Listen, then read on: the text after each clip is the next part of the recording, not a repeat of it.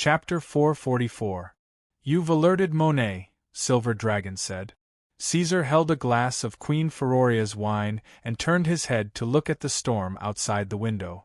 Lightning flashed in the dark clouds, and the sky seemed to crack open. The whole Arzala area was trembling like mortals who were afraid of the punishment of God. Shockwaves kept coming. On the other side of the conference table sat several other leaders of the alliance. Their faces were obviously filled with uneasiness. Although this level of earthquake was not enough to cause substantial harm to people or objects, the implication was quite frightening. Monet was awakening and stretching out his body from the demiplane. However, the Black Dragon Emperor was still leisurely enjoying this stormy night of earthquakes, not having any mood swings because of this. "Isn't this what you want?" he said indifferently. "Yes, but before Monet woke up, we've already suffered a great loss," Silver Dragon explained. Before Monet's army attacked the defensive line, a leader of the Wolfheart clan, Karanu Burning Mane, who had sneaked into the kingdom of Abu, mysteriously disappeared. Until now, we have not found any information about him. As she spoke, she glanced at the other leader sent by the Wolfheart clan, Hernu, the chief of the Bloodtooth tribe, who lowered his head and remained silent without any emotional fluctuations. Silver Dragon paused and continued. On the other hand, the kingdom of Tyia has officially announced their withdrawal from the alliance. They suffered a great loss when they were attacked by the Dark Orcs. Now, all their troops have withdrawn from Corver to escort their sleeping king back to the Elven Forest. Can the Pentashade dragons stay in Fort Corver? Caesar looked back and glanced to the left. No problem. Alex gently shook the glass and stared at the swirling blue liquid in it. A reasonable request. In addition to these, there's one more thing. Silver Dragon turned around and looked at the corner of the conference table. When Monet's main force arrived at Fort Mycad, the kingdom of Io chose not to resist and directly retreated. If it weren't for the timely arrival of the Blackwing Empire, Fort Mycad would have fallen. Once this happened, the entire alliance would be implicated. Silver Dragon looked at King Io and said, "Your Majesty Nielsen, I think everyone here needs an explanation. In the information given by the Metal Dragons, I don't see any possibility of the human army resisting the Viper Dragons. Unless the spellcasters of Butchie and Malha, as well as the elite army, are all gathered at Mycad Castle, the Io kingdom will be massacred by Monet's Viper Dragons." Nielsen stood up and glanced at the Black Emperor's back. "Also, I can't be sure if there are any spawns among the Viper Dragons. If there are, I don't think Io can hold on for long even if they don't evacuate." Temporarily evacuating Mycad Castle was a decision I made after careful consideration. We also told the council that reinforcements would arrive as soon as the Viper Dragons appear. I don't think there will be any problems. So, in order to protect your army, you fled Mycad Castle. The Silver Dragon looked at him. Nielsen's explanation was reasonable, but it wasn't just the Ajo kingdom that was fighting in the Abu region. Once the strategic location of Fort Mycad fell, the entire defense line on the battlefield would collapse like a dam bursting. Nielsen's explanation was reasonable, but it couldn't convince the other leaders. "Yes, perhaps in your eyes I've made a mistake," Nielsen said softly. "I'm willing to discuss compensation with you after the war, but if I were given a chance to do it all over again, I would still make the same choice. Io's army is not equal to the Viper Dragons. If we fight, we will suffer heavy losses. In my opinion, this is a completely useless sacrifice. Also, I believe that the Blackwing Empire's army will arrive in time." After he finished speaking, he glanced at the Black Emperor again. Alex pursed her lips disapprovingly, and the Metal Dragons fell into a long silence. After these words, they couldn't carry out their duties to Nielsen, because cherishing every life was also King Bahamut's doctrine, and the devout believers couldn't go against their god. In the following days, the Blackwing Empire will be stationed at Mycad Castle, and the Io Kingdom's army will be stationed elsewhere. After a moment of silence, Caesar suddenly spoke. After he finished speaking, he turned around, pushed open the door, and walked into the heavy rain. The rest of the people discussed for a while, and felt that this should be the best choice. Declan Castle was brightly lit. The constant light source created by the illumination spell was fearless of the thunder and lightning in the sky, and it did its best to radiate light and heat. Caesar walked aimlessly to a secluded place and crushed a communication crystal. A ferocious wolf's face appeared in the drifting light. When Caesar saw it, it obviously saw the scene here as well. The owner of the wolf's face slowly took a few steps back, revealing its entire body. "Your Majesty." Hogg bowed, and a hint of surprise flashed through his red eyes when he saw Caesar's second form, but he didn't ask anything. He understood the Black Dragon Emperor's straightforward nature and said directly, "I think there might be some problems here." "Luna?" Caesar subconsciously thought of the little girl. "The Queen is fine," Hogg said in a low voice. "It's Blackrock Mountain. Aslier's?" "Yes." Hogg's face was very serious. The Knolls had never bothered the Black Dragon for trivial matters. As long as he found something, it was a more serious problem. The magma of Blackrock Mountain has become active recently, and some demons are gradually climbing to the surface and spreading out. Although there is no conflict with the Blackwing clan, they are constantly trying to break the Empire's blockade. The radiation dragons are very uneasy. According to the observation of Monitor Cadeaux, there is a powerful force brewing below Blackrock Mountain. After discussion, we guessed that the Lord of the Abyss is awakening. Aslier somehow learned that you left the north, and wants to use this opportunity to break free from the Empire's shackles. Ever since the previous armistice, the Flame Demon Overlord had not done any evil and had always behaved very well. He used Black Rock Mountain as his lair, hibernating in the deepest depths of the earth, his reputation gradually fading away. Over the years, the reputation of the Lord of the Infernal Prison, Aslier's, gradually faded. However, Blackrock Mountain, where demons were active, became a paradise for adventurers to explore and develop. But a demon lord was a demon lord after all. The Lord of the Infernal Prison was always looking for an opportunity to vent his desire for destruction. Although half of the Blackwing Empire's top forces were stationed in Blackrock Mountain to guard it, Aslier saw it as a small problem. The only one he was really afraid of was the Black Dragon Emperor. The other party had power that was not weaker than a demon lord. Even after so many years of adapting to the rules of the material plane and improving his strength, the Infernal King still did not have the confidence to win. However, when the Black Dragon Emperor left, the Lord of the Abyss hidden in the depths of the Northern Empire was not so well behaved. The energy fluctuations were getting more and more active. Hogg judged that the other party would come out of Blackrock Mountain in the near future. The Blackwing Empire had entered an emergency state of preparation. "The rain is really heavy." Caesar looked up at the heavy sky and said. He let Hogg stop the state of preparation. Chapter 445.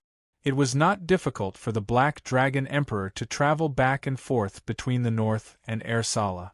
Although he could not use teleportation spells or teleportation circles, the fusion furnace was enough to propel the Black Dragon through the sky like a supersonic fighter from another world. In just 2 hours, he had already swept past the Firmrock Fortress at the border of the Empire. Black Rock Mountain. This was a region born from the corpses of the Theran Desert. As it had not been baptized by the sands of time, the terrain of the Black Rock Mountain was rather steep. The ridges pierced the skies like blades, while the surface was frail and full of cracks, with flames flashing past from time to time. The environment here was harsh and the temperature was unpredictable. No creature in the prime material realm would want to settle here, and the rich negative energy baptized the land at all times, turning it into a terrifying abyssal residence. The inferno seemed to have no end, and the scenery remained the same. Caesar stopped in his tracks, speaking to the bubbling magma in front of him. "My time is precious. Do you want to be demolished? Asliers. The magma responded with a rumbling sound, and the ground began to tremble. The sound turned from a muffled rumble to a near explosion, and the magma was dispersed by an invisible force, revealing a deep tunnel buried beneath the rock. Caesar had obtained the privilege that did not belong to adventurers. He walked through the tunnel and went straight underground. He stepped into the flame palace that was built by the demons. When he raised his head, he saw the surging flames. The Inferno King was holding his head proudly, looking down at him. The black dragon stared at the Abyssal Lord. Its body was in a semi-elemental state that was a headache for all creatures in the material realm. Asliers sat on the throne, looking down from above. The Balrog King's upper body was an armor made of his beloved molten core that wrapped around his solid heart. His shoulders and chest were full of small, sharp barbs, while his lower body was entirely made of flames, containing powerful demonic power. Black Dragon, you dare trespass into my domain, the Lord of the Infernal Prison's voice rumbled throughout the palace.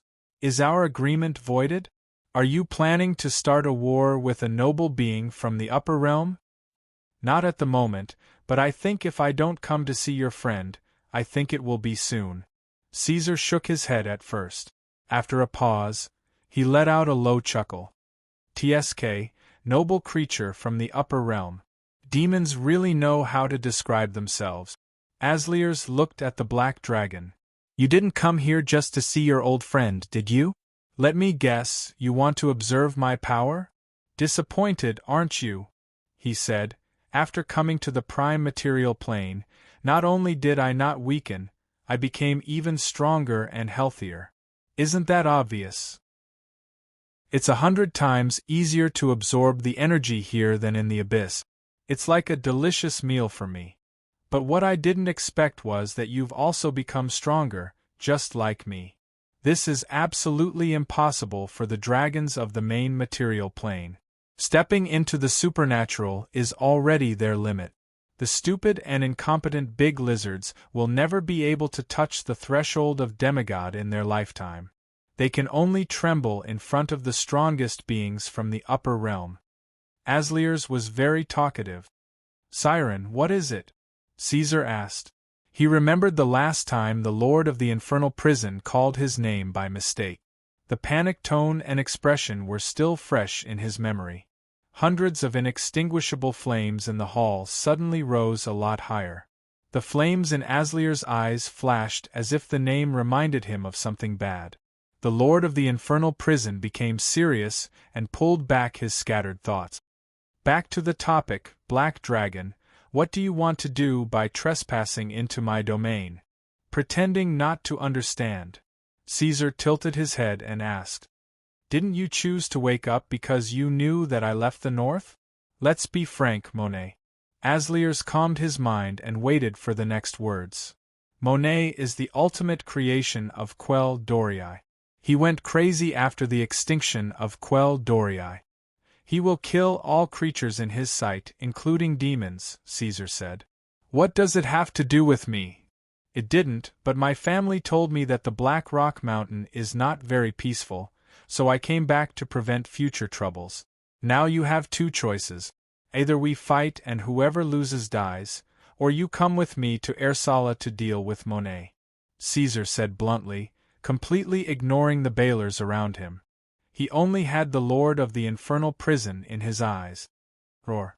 Asliers looked up and laughed loudly. For thousands of years, no one has ever talked to me like this. You dare to talk to a great being from the upper realm. He paused and looked at Black Dragon's unchanged face. His tone suddenly changed. Well, I admit that you have such qualifications. Black Dragon, if I leave my territory and go to Ersala, what can I get?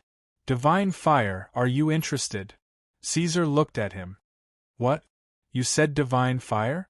The Infernal Lord almost doubted that he had heard wrong. His mood swings suddenly became strong. He left the throne and floated close to Black Dragon.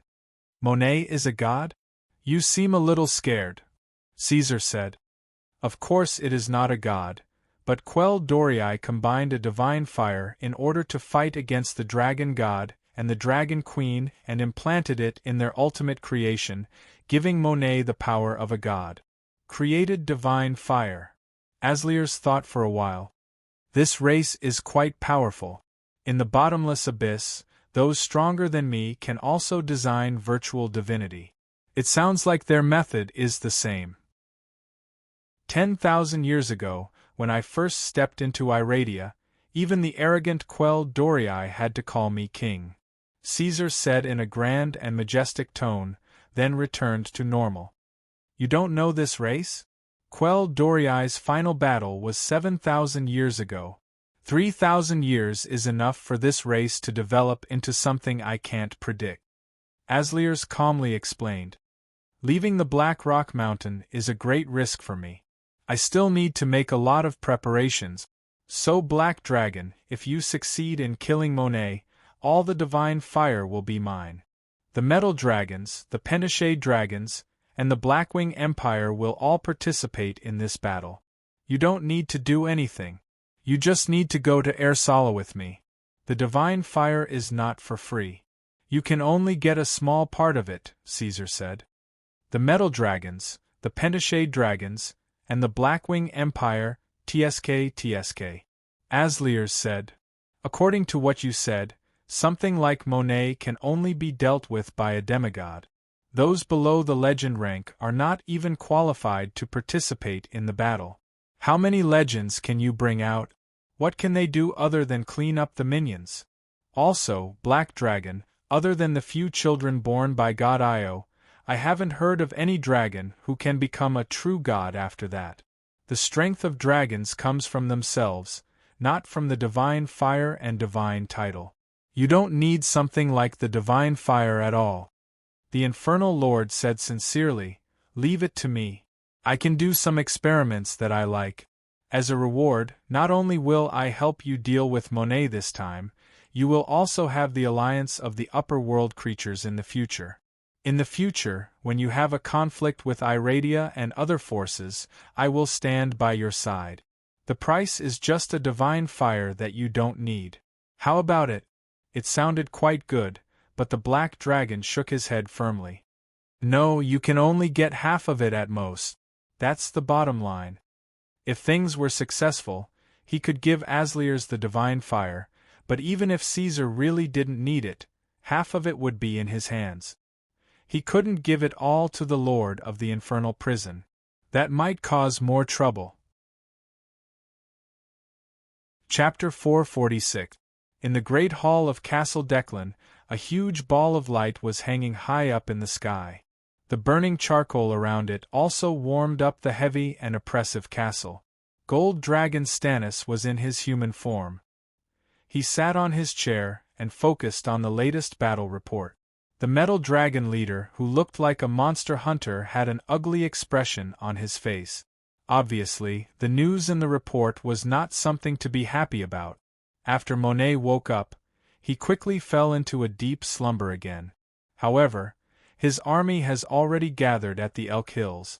It is obvious that he does not intend to let us continue to enter the hinterland of the EBS.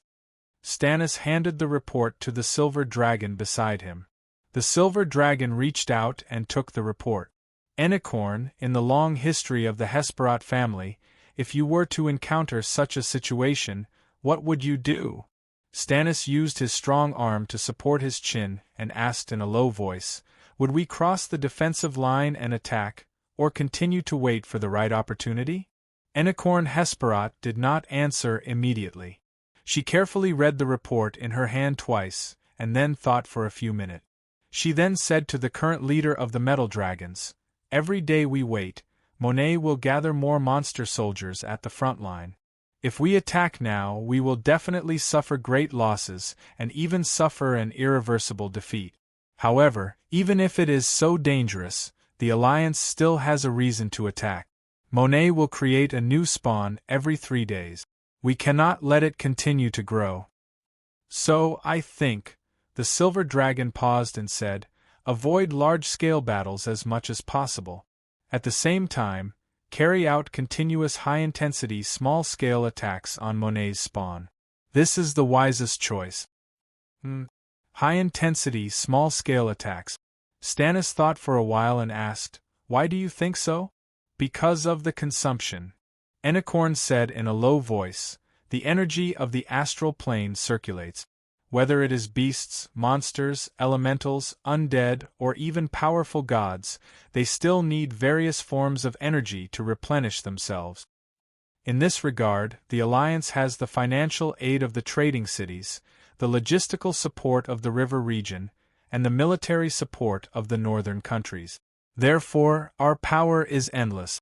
However, Monet did not. Although he had powerful derivatives, armies, and territories, he was still fighting alone.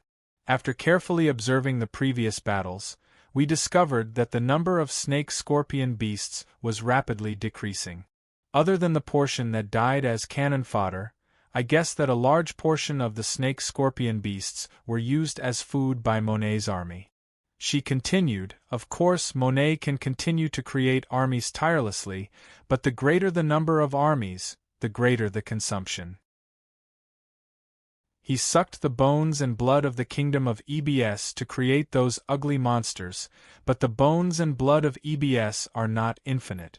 Next, as long as we lock down this line of defense, Monet's minions will wither quickly because of the lack of replenishment. Of course, a simple standoff and defense is not advisable, because apart from the army, Monet can also create derivatives. This is the real problem for the Alliance, and also the reason why I suggested that we have to carry out continuous, high-intensity, small-scale attack. Monet wants to gather enough derivatives before starting the final battle. Of course, we can't let him do as he wishes. The key problem is that the Alliance needs to constantly send elite forces to hunt down the derivative. Even if Monet has the power of the gods to revive them, he will continue to grow weaker. Good analysis, Enicorn. As expected of the Pearl of Hespero. Stannis expressed his satisfaction, then asked, "But how can we guarantee that we will find the derivatives?" "We don't need to deliberately search for the derivatives," Enicorn said. Enigorn said, "Just as the battle report said, the enemy has gathered all their troops in the Elk Hills. I guess after Monet woke up, he gave his troops a new order: block off our attack route to the kingdom of EBS. In this situation, we only need to continuously send small groups of powerful forces to attack and then retreat. Sooner or later, the derivatives will not be able to bear it and will come out to stop us." After hearing this, the Golden Dragon thought for a moment, then said in a low voice, "But there is one thing we need to be wary of. We have to keep an eye on Monet's movements. If he suddenly changes his strategy and leaves the demiplane to launch an attack, it will definitely cause a disaster. Even if the Dragon God and the Dragon Queen's apostles descend, they may not be able to stop him. Emperor Caesar has already returned to the north yesterday. The date of his return is unknown." "I understand. It will be fine as long as we don't provoke Monet. We have to do our best to control the tempo and slowly wear down his power." Enicorn nodded, then asked, "Speaking of Emperor Caesar, he suddenly left without leaving any message. What is the situation with Castle Mycad, where the Blackwing army is stationed?"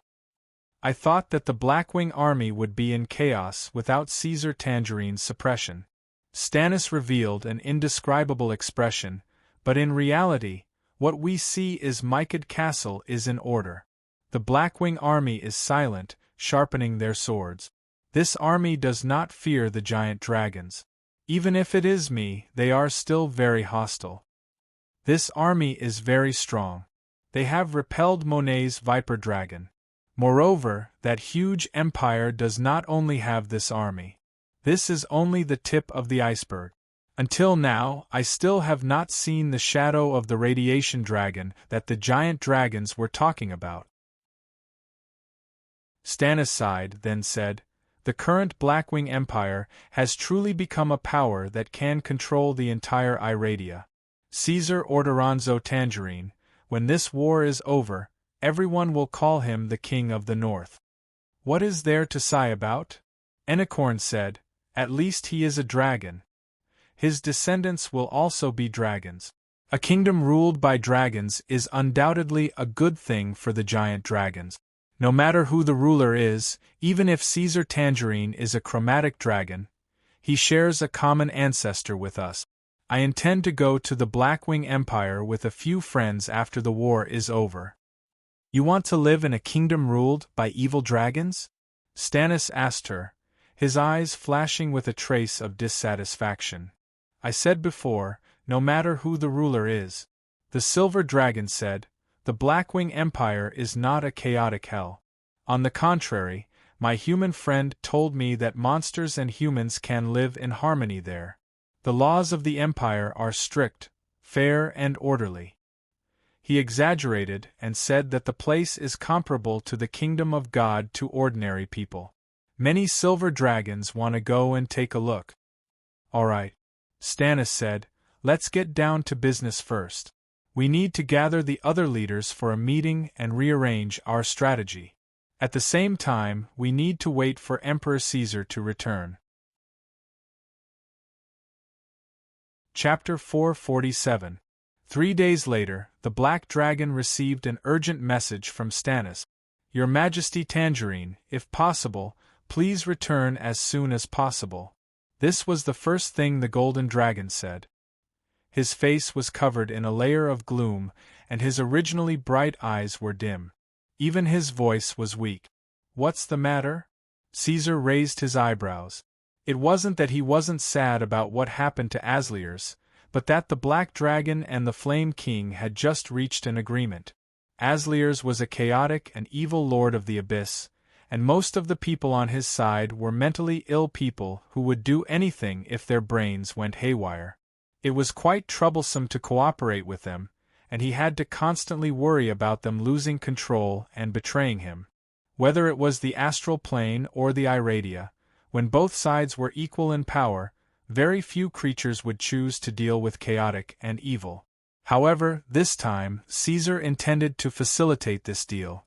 Apart from wanting to bring Asliers away from the Northlands to stabilize his base, he also wanted to borrow Asliers' power. From the information he obtained from various sources, Monet's power was close to that of a god. Caesar wasn't sure if he could resist that thing, so it wasn't a bad thing to have a few more helpers. After the deal was done, they would each take half of the Godfire. After several rounds of bargaining, the Flame King finally agreed to this condition. He then said that he needed some time to prepare before heading to the outside world, and asked the Black Dragon to wait for him for a few days. Caesar agreed. The two sides didn't sign any contract, because it was difficult to find a suitable god. Asliers suggested that the witness be one of the 3 Abyss Pillar gods, Graz Zt, the Lord of the Dark Cloud. Caesar naturally didn't agree. Graz Zt was his direct superior, and it was easy for him to change his mind. Having the Lord of the Dark Cloud, Graz Zt, become a witness was a terrible idea. But what was even worse was that the Black Dragon didn't have a single god to choose from.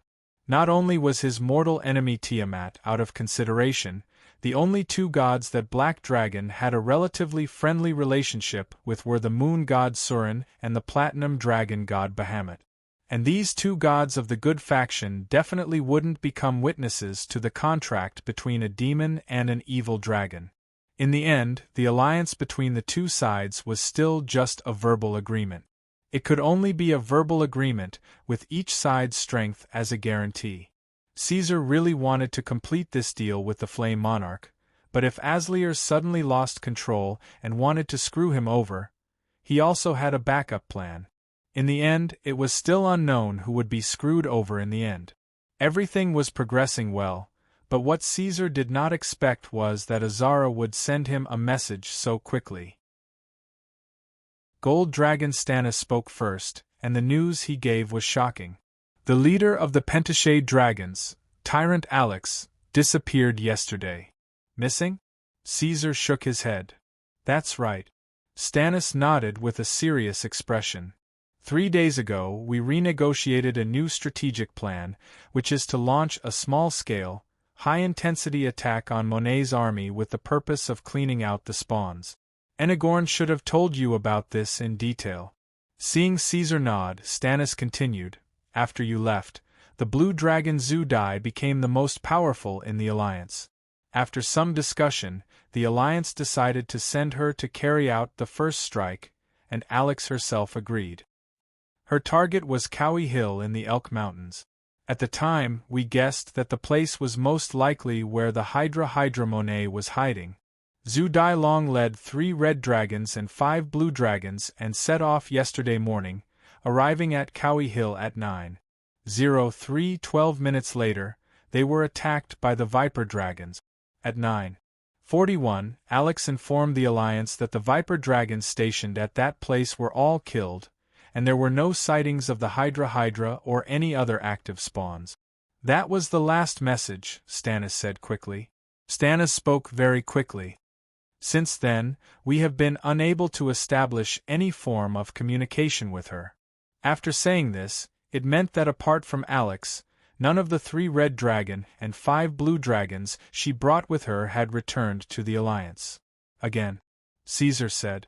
Previously, Caranu Burning Mane of the Wolfheart clan had also mysteriously disappeared. Although the Black Dragon did not seem to care, he still secretly remembered this matter.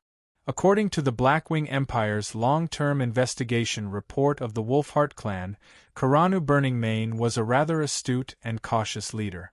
He himself was not weak, and had been the Burning Mane chieftain for 10 years, so he was very experienced.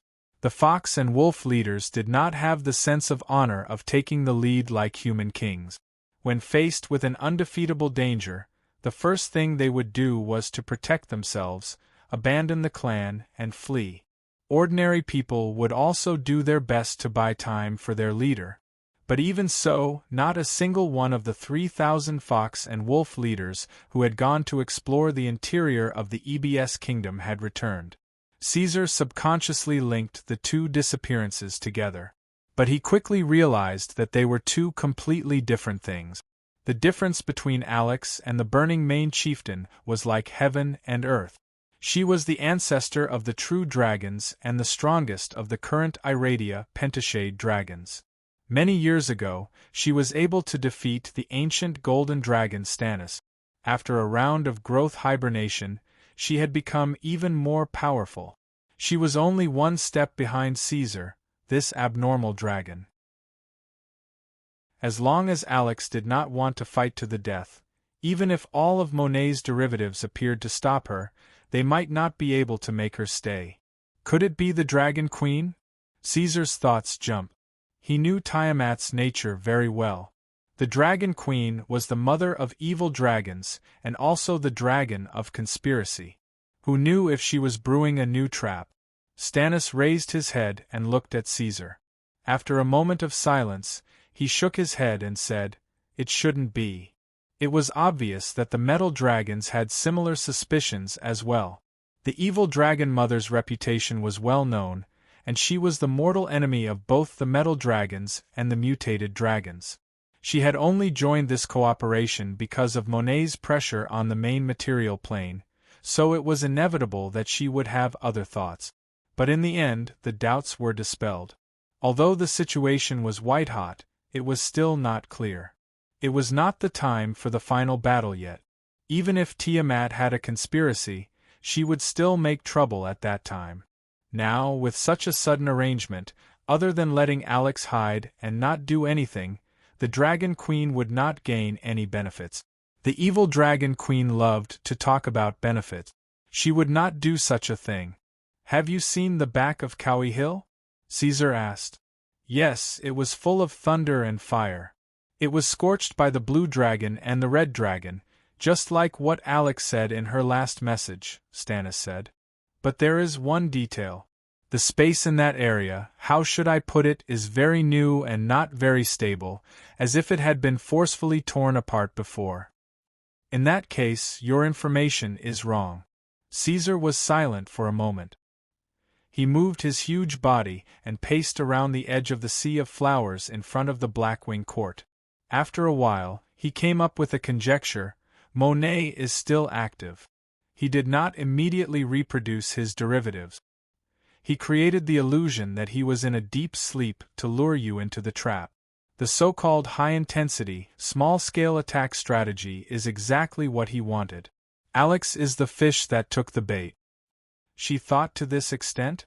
Stannis's face flashed with a hint of fear. The crystallization of the wisdom of a civilization. What do you think? Caesar asked.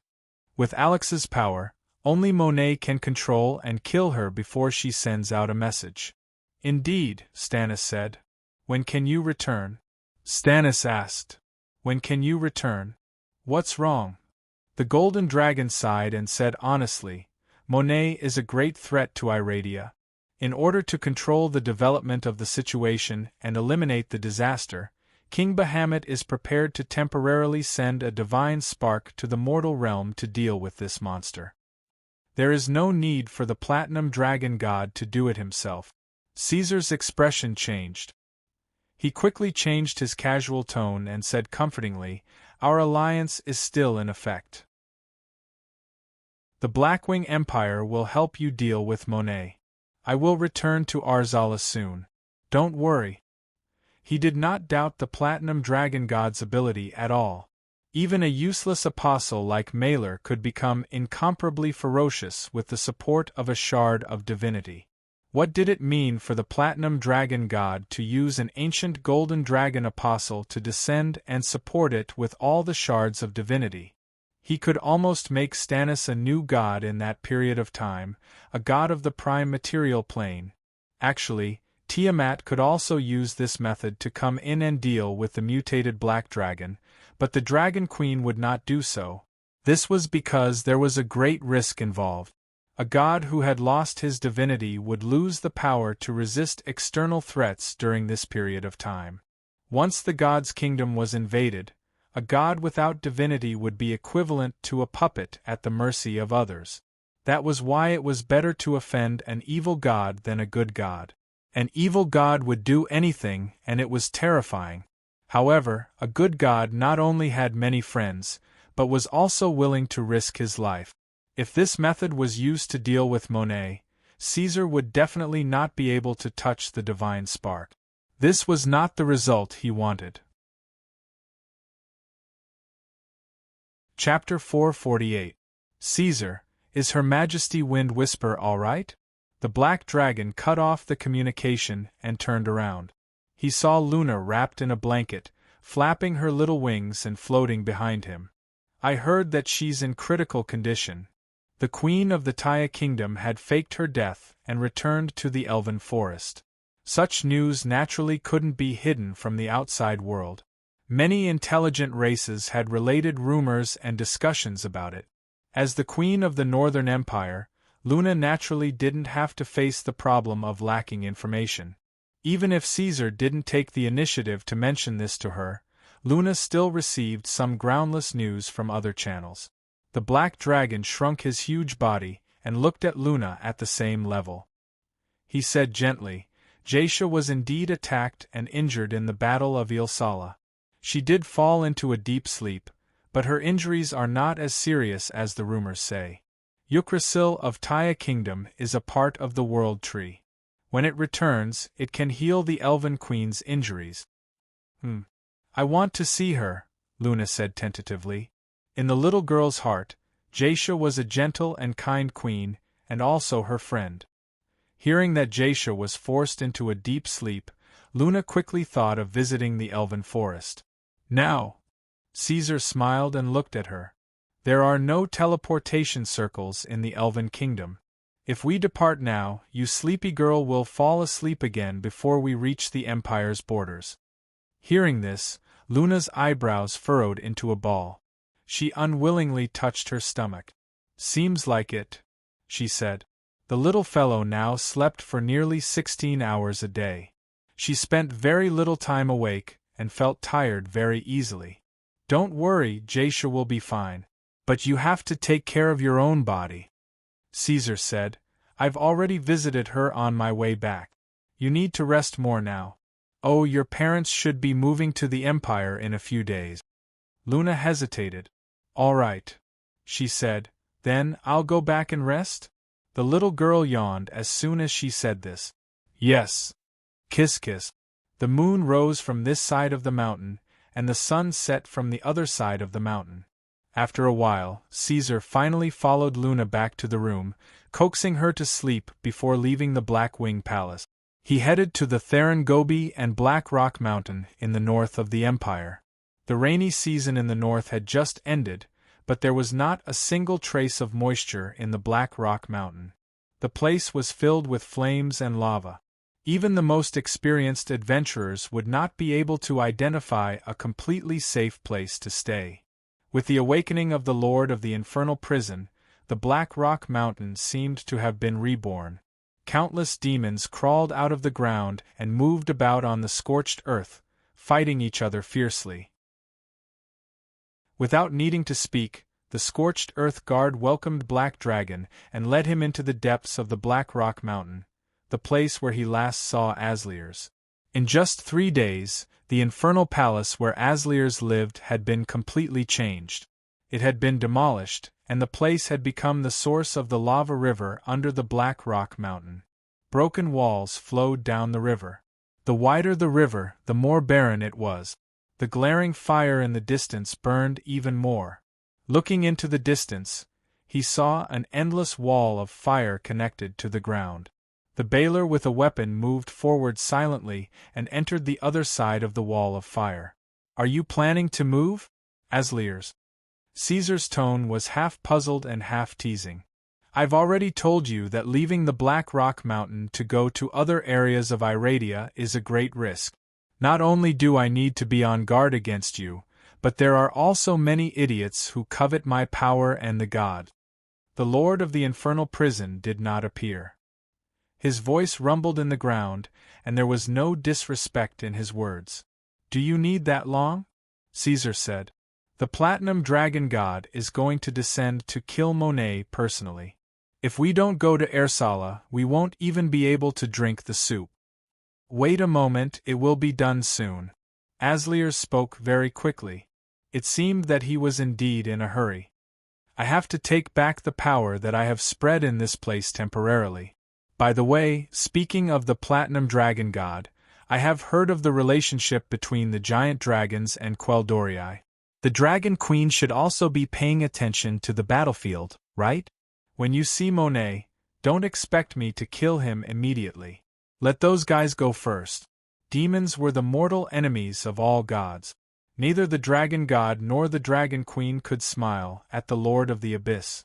Asliers was worried that he would be attacked by the gods, and at the same time, he was also on guard against the Black Dragon. I know. Caesar agreed. He did not want to kill him immediately. After all, there was the existence of the evil Dragon Mother in the alliance. He could not let his guard down at any time. The demons and the evil dragons were jackals of the same tribe. After Black Dragon's words, there was a long silence. The magma rose and disappeared.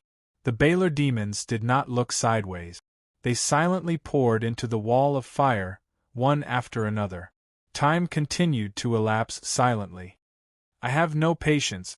After a long time, Caesar said, Asliers, you made me wait for nearly an hour. Are you not going to say anything? Okay. A response came from the hollow ground. The heavy and thick voice of the Flame Monarch came into their ears. Everything is ready. Black Dragon, let's go. Take me to see the incompetent and weak so-called Alliance. As a Lord of the Abyss, do you plan to appear in the world above ground openly? Of course we need to disguise ourselves. Asliers's voice was full of dissatisfaction. No one knew what annoyed him. Idiot, I am right in front of you. Waves of fiery noise surged out. Except for the flames, everything was melted and evaporated. Even the soil and minerals in the magma were wiped out. But as the voice of the Lord of the Infernal Prison fell, the endless wall of fire in front of them quickly squeezed to both sides. It was as if it was split into two by something, revealing the dry and hard ground in the middle. The exaggeratedly shaped burning blade stood quietly on the stone platform covered with carvings. Only half of the blade was exposed. It was quiet as if it was the only one in the universe. "You turned yourself into an ornament?" Caesar commented. Such a shape looked frightening, but it was not lethal. The decorative meaning was far greater than the actual effect. The burning blade had a huge blade that expanded from the tip upward. The blade was full of magic patterns and was surrounded by flames. It had a double-edged blade. The ridge and the blade were the same width. There was a molten core inlaid in the center of the blade. "You can remember this for the rest of your life." The sword rumbled with anger. "No one can have the honor of using a lord of the upper world as a weapon." "Is that so?" Caesar smiled. It seemed to make sense. So he no longer mocked Asliers. He changed to the second form and walked to the burning blade. He held it and pulled it out. The sound of burning flames covered everything. The light and air were distorted as if they were struggling under torture. Their nostrils were filled with burning ashes of various substances. Their senses were almost useless. The black rock mountain shook violently as if it was about to explode. The next moment it did explode. The aura of panic spread far and wide. "Let's go." Chapter 449. As the sun set in the west, the first snowflakes fell from the sky. By dusk, the snowstorm had formed a huge white curtain, and the moon was shrouded behind it, disappearing without a trace. Monet has angered the gods, causing them to send down a calamity. This is a sign of divine retribution. At night, the captain was giving a speech to the rest of the team. Snow was a rare thing in the northern part of Iradia, and in the eyes of the people here, it was an ominous thing. Something from 7,000 years ago should have turned to dust with time. The gods will eventually grant it death. His men nodded in agreement, their fists pounding on the long wooden table. Although Fort Broken Mountain was dilapidated, the bonfires burning everywhere were enough to shelter them from the snowstorm. They had stored enough food, and when they were not on sentry duty, there was a warm fire to dry their cold and damp leather armor. They could even lie down and sleep comfortably. Compared to the fearsome Fort Mikad, Fort Broken Mountain was not inferior to the serene and beautiful kingdom of God. Iogwo was marginalized. Following the Blackwing Empire's takeover of Fort Mikad, they were transferred to the deserted Wagri Broken Mountain. However, this was good news for Iogwo, who was not strong enough. Although Wagri Broken Mountain was also within the Alliance's defensive line, it was the most unlikely place to be attacked.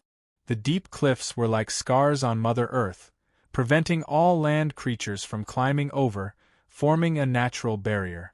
Iogwo only needed to set up a spell imprint to keep an eye on the things above them. This was no doubt a simple task. Everyone thought so, but Nielsen did not think so. The cautious Eagle King had just finished inspecting the sentry posts and defenses of the Broken Mountain Fortress and confirmed that everything was fine, but he still felt uneasy. As a native of Ersala, Nielsen had never seen such heavy snow. The long night was slow. Footsteps in the darkness slipped through his fingers unconsciously. The laughter of the soldiers in the camp gradually faded away. The night was quiet, as if a kingdom was being watched by a giant beast. Nielsen stared at the burning bonfire under the fireplace and sat there, lost in thought. Blood and fire flashed through his mind anxiously as he recalled and imagined. He felt as if ants were crawling over his heart. Damn it, what was it that was causing trouble? He stood up and poured himself a glass of wine. He drank it under the dim candlelight. The taste on his tongue was sweet and comforting. He told himself that he would be fine, but the uneasiness in his body grew stronger and stronger. He stared at the candle for a long time. Then, he put down the cup and placed his palm above the flame. He lowered it bit by bit until the flame burned his skin. Nelson immediately withdrew his hand and groaned in pain. "Is something the matter? Your Majesty." The king's guard outside the room whispered, "I heard you pacing on the floor." "No," Nielsen said. He grasped the hilt of the sword at his waist, relying on the weapon to give himself a sense of security. His intuition had always been accurate. When he was 17 years old, his younger brother invited him to the Norn kingdom to play. Before they left, Nielsen suddenly became inexplicably anxious. It was only later that he found out that his brother had planned a murder. After they were ambushed, his royal guards all died in order to protect him. Nielsen himself was also pierced through the right chest by a hidden blade. In the end, he tried his best to return to the capital of Io and barely survived with the help of the court priests. That was the first time he felt such a strong sense of danger. His heart trembled, and his liver and gallbladder were cold. This was the second time. The sharp cry of an owl pierced the silence of the night. The owl's sound in the Arzala region was very special. It was sharp and short like a sharp knife. Nielsen used to hear it often in the wild. However, the broken mountain fortress was surrounded by magic marks that attacked foreign creatures. How could the owl fly over the fortress? Nielsen, who was nervous, stood up. "Tell everyone to stay alert and listen to my orders, Bricker." He quickly walked out of the room and said to his guards, "I'm afraid we're in trouble." The guards did not hesitate or question. They hurried to carry out the king's order. Just half a minute later, Nielsen's words were confirmed. The sentry guards issued a hysterical warning that the broken mountain fortress was under attack. The first sentry post was located in a shelter on the side of the high cliff of the broken mountain. In front of it was the bottomless abyss, but the guards issued an emergency report of an enemy attack. Looking down from above, there were countless ferocious golden eyes. Just one look was enough to make one's scalp tingle and tremble. They climbed silently along the smooth, weathered rock wall. Viper dragons again. Gods! Nielsen looked down at the rapidly approaching monsters and could not help but lament in his heart. He tried to find some words to describe his feelings, but it was in vain. Fear was like an indigestible meal, turning upside down in his stomach and making him want to vomit.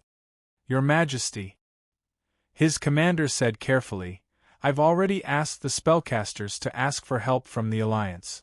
Should we retreat?" Everyone knew that Io's army did not have the ability to confront Monet's main force head-on. Before they were supported by the Blackwing Empire, Io was the weakest country in the Arzala region. It was because of this that they had the opportunity to gain the favor of the Blackwing Empire. This was completely in line with the iron law of power. Puppets had to be weak to be obedient, and overly powerful weapons could bite their masters. The commander meant that since it had already happened once, it did not matter if there was a second time. After all, no one would have thought that Broken Mountain Fortress would be attacked by Monet's main force. Unexpectedly, Nielsen Charlie clenched the hilt of his sword and slowly shook his head. "No. The situation is different this time. We have to fight," he said. "Behind Mycad Castle is the foothills and swamps. Even if the Blackwing Empire did not arrive and we were forced to abandon Mycad Castle, Monet's army could only harass the neighboring castle at most. They could not attack other places at lightning speed. But it's different here. Behind Broken Mountain Fortress is an endless plateau. Once this place is lost, these Viper dragons can even abandon the Alliance's defense line and directly rush into our logistics area or even Io's territory." As he spoke, his voice gradually became louder, as if he was influenced by his own words. His voice echoed at the edge of the abyss. No one thought that Monet would attack Broken Mountain Fortress because it was a wrong decision. "Look at this," he looked around. "There is no better place to defend than here. Soldiers, let's show Monet how wrong he was. Let's give these monsters a head-on blow. The gods bless us, connect us to each of our minds, and keep us united. Please remember, the country is right behind us. Reinforcements will arrive soon. Eagles of Io, follow me and hold the line." According to the investigation of the Blackwing Empire's intelligence department, Nielsen Charlie was a weak and greedy king. Such people were the easiest to control. But in reality, even the most cowardly and incompetent king had a lion in his heart. When the bottom line was crossed, the lion would awaken. Nielsen pulled out his sword, pointed it forward, and shouted, "For Azara!" Swords swarmed like a tide. For Azara! On the 23rd day of the third era of Iradia, 1670, Io's army was attacked at Broken Mountain Fortress. Including King Nielsen Charlie, Commander Cassar Bliss, Archmages Villeneuve and Brock, 10,000 soldiers tried their best to defend. Broken Mountain Fortress stood firm under the attack of the Viper Dragons. When the Metal Dragons' reinforcements arrived, the 10,000 soldiers were only left with 214 people. After defeating the monsters, the dragons found the remains of King Nielsen of Io, as well as other commanders and lords. Chapter 450. The Black Dragon was not in a hurry to return to Mycad Castle, as he was more confident in the Empire's army. Apart from the Dragonborn Flying Dragon Legion and the Goblin Armored Legion, there was also the Orc Cavalry Legion stationed in Mycad Castle. There were a total of 3 main forces, the strongest fighting force in the military alliance. Unless Monet staked everything on Mycad Castle, there was no risk of the castle falling. Ever since the last time they clashed with the Black Wing Empire's tank army, no matter if it was Monet's army or Monet's spawns, none of them would recklessly attack the Black Wing Empire's base. These guys were not stupid. They knew that they had to pick the weakest persimmon.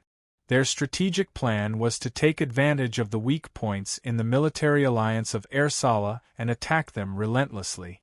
The destruction of Io's army was not a coincidence. They were Monet's targets. It was worth mentioning that in the Blackwing Empire's strategic deployment, the Orc Cavalry Legion was rarely sent to the front lines.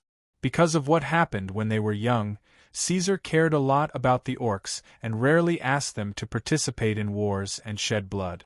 However, Great Chief Gaul realized that this was actually a form of spoiling. The Orcs were a race that valued strength above all else, not delicate flowers watered in a greenhouse. Gaul found that a comfortable and peaceful environment would only make his people weaker and more decadent. The Orcs needed to be constantly forged in war to be able to regain their former glory. The Orc population had a high reproductive rate and a fast maturation rate. After 20 to 30 years of absorption, integration, and development, the Blackwing Empire already had close to 80,000 Orcs living there. This was a huge number. Aladia could not find any other Orc settlement of such a scale. However, even with such a huge population, the Orcs were still unable to give birth to a single legend.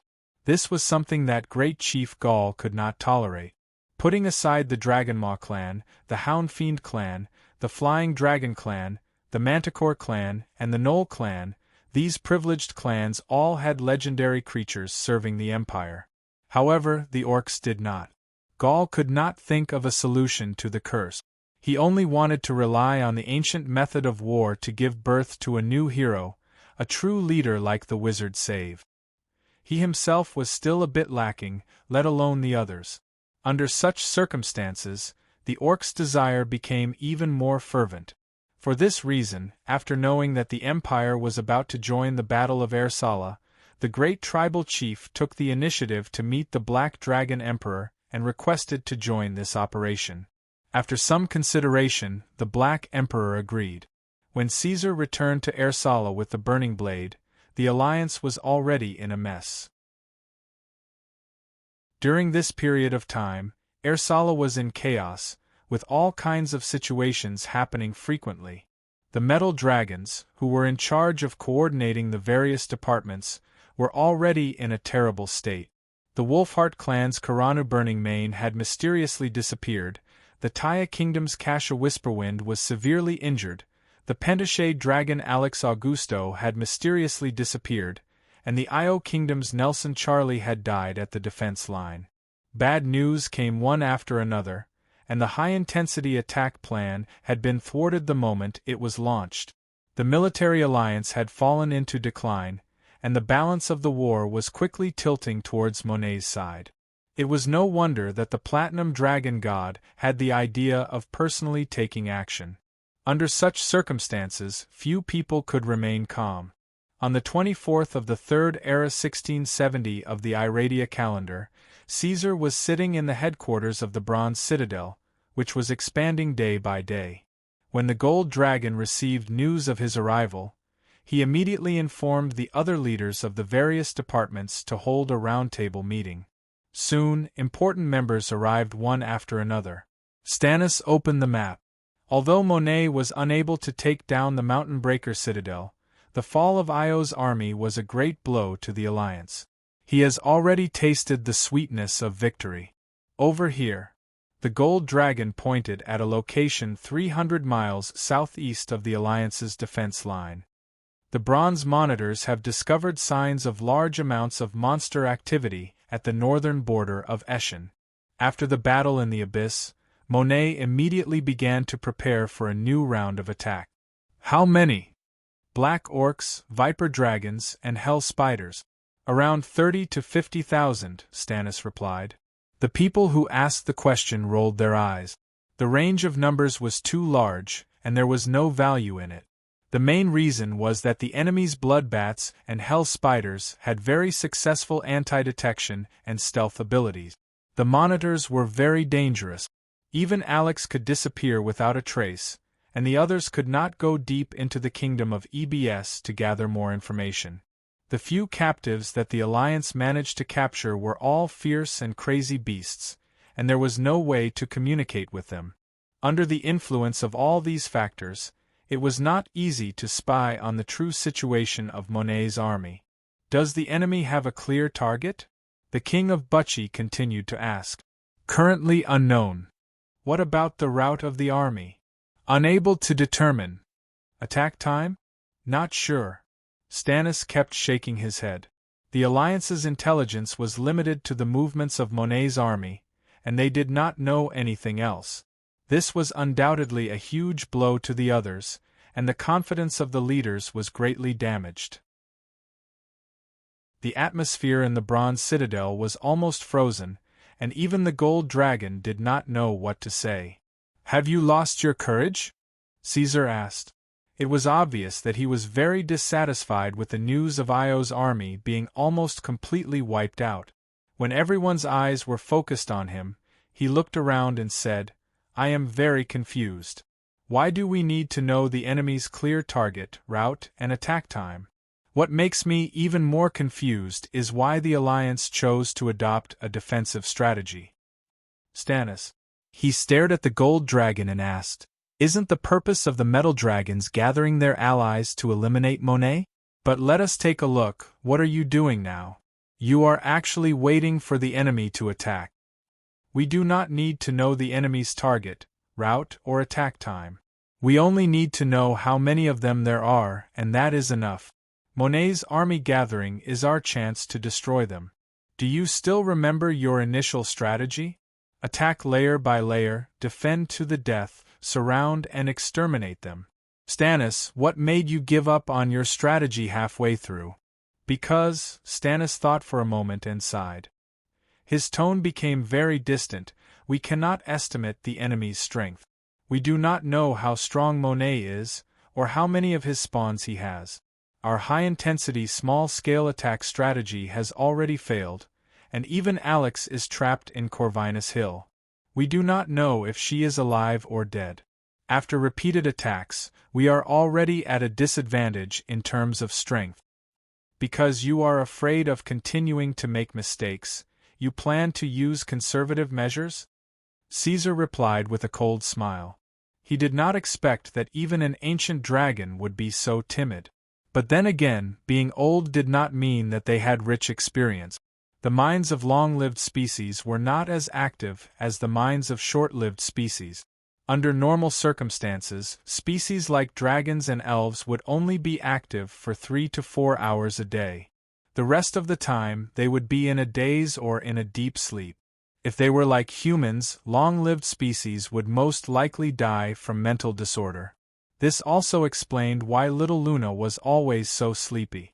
Caesar saw that everyone's eyes were focused on him, waiting for a powerful voice to give the order. He naturally took over the initiative and pointed his claw at Eshen's symbol, saying, "There will be no next time.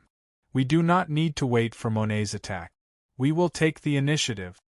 He sneered and said, "I know that you are all overcautious, calculating the gains and losses. Let me tell you, the Black Wings Empire will be the main force in this round of attack. Now, gather your troops, we will push the battle line forward again, forcing Monet's army to retreat to the heart of Ibu to defend. If he stops us at all costs, then this will be the final battle." Chapter 451. The war continued, and the Blackwing Empire took the initiative to become the main force of this attack. The other countries were naturally more than willing, and their armies immediately set out in the afternoon. With the Blackwing army as the core, the Metal Dragons and the Kingdom of Bucci, the Wolfheart clan and the Kingdom of Malha, as well as the Pentachet dragons that had yet to leave, were divided into three groups. Due to the large size of the attacking front, the alliance was almost naturally ambushed. On the morning of the 25th of the Third Era, 1670, the Malha army was ambushed by the scorpion snake beasts and suffered heavy losses.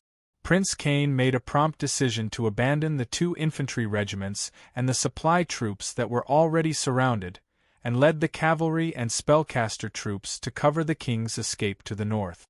Half an hour later, the Malha army met up with the Wolfheart clan and returned to reinforce the infantry regiment.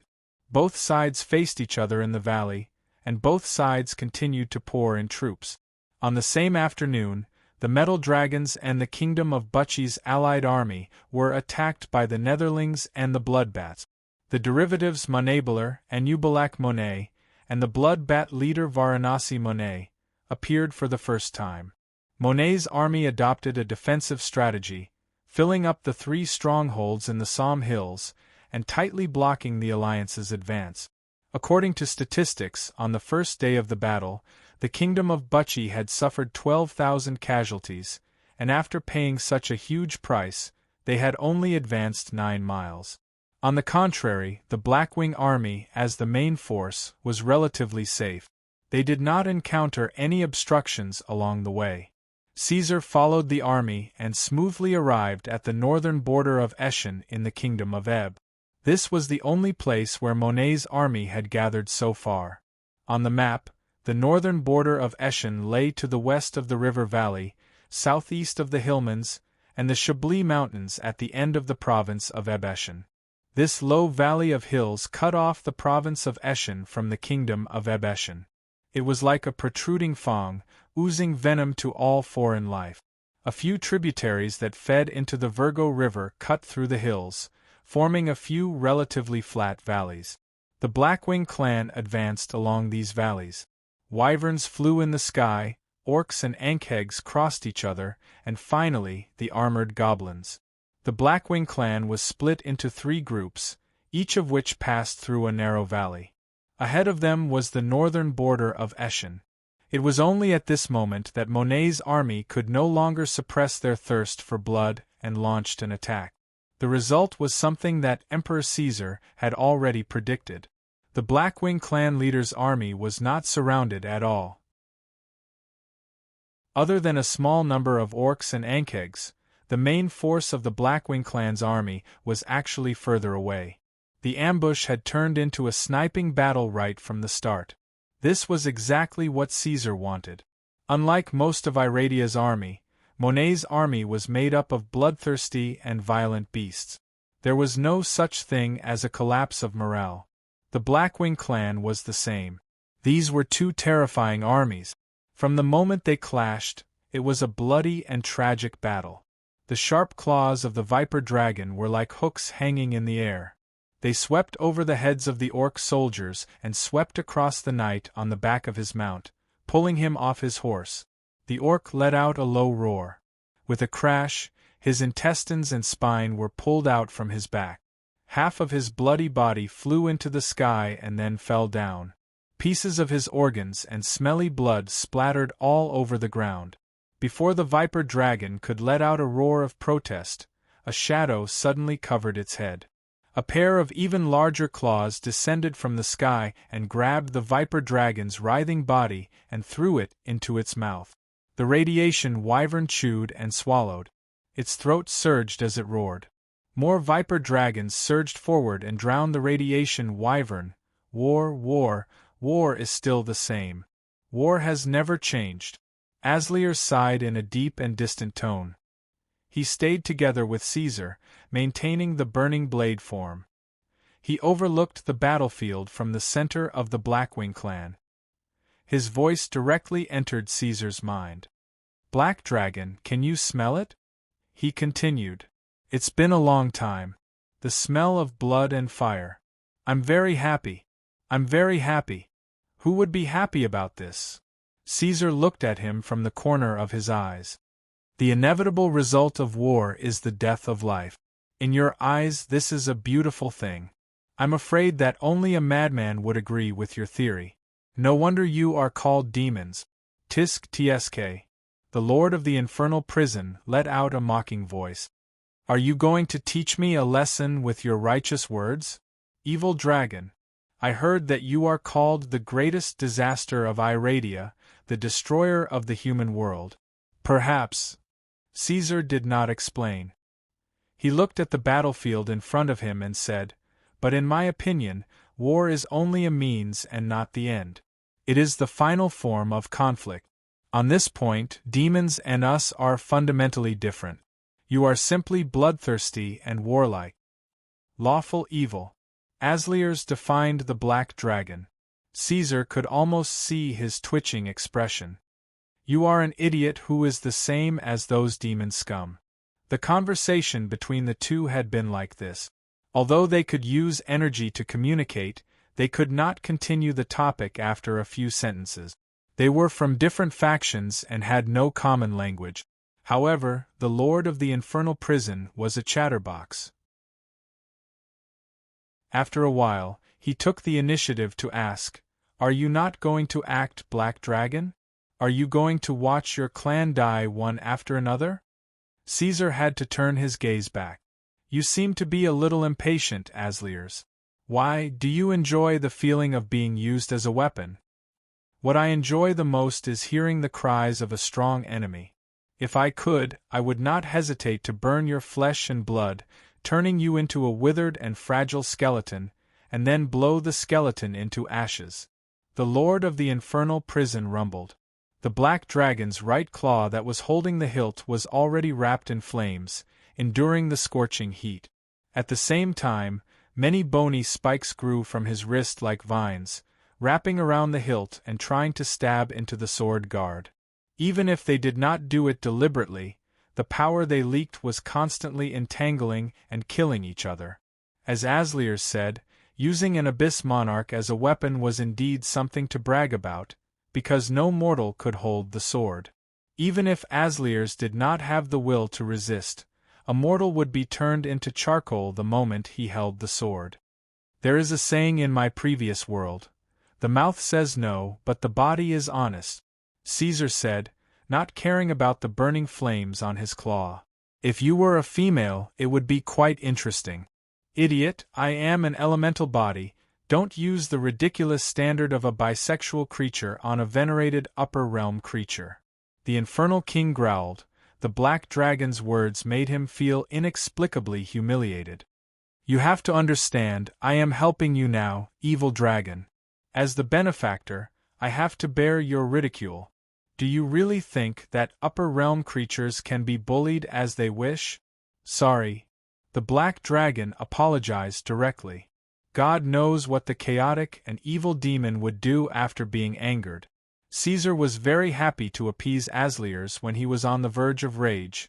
After all, there was no need to pay any price for simple words.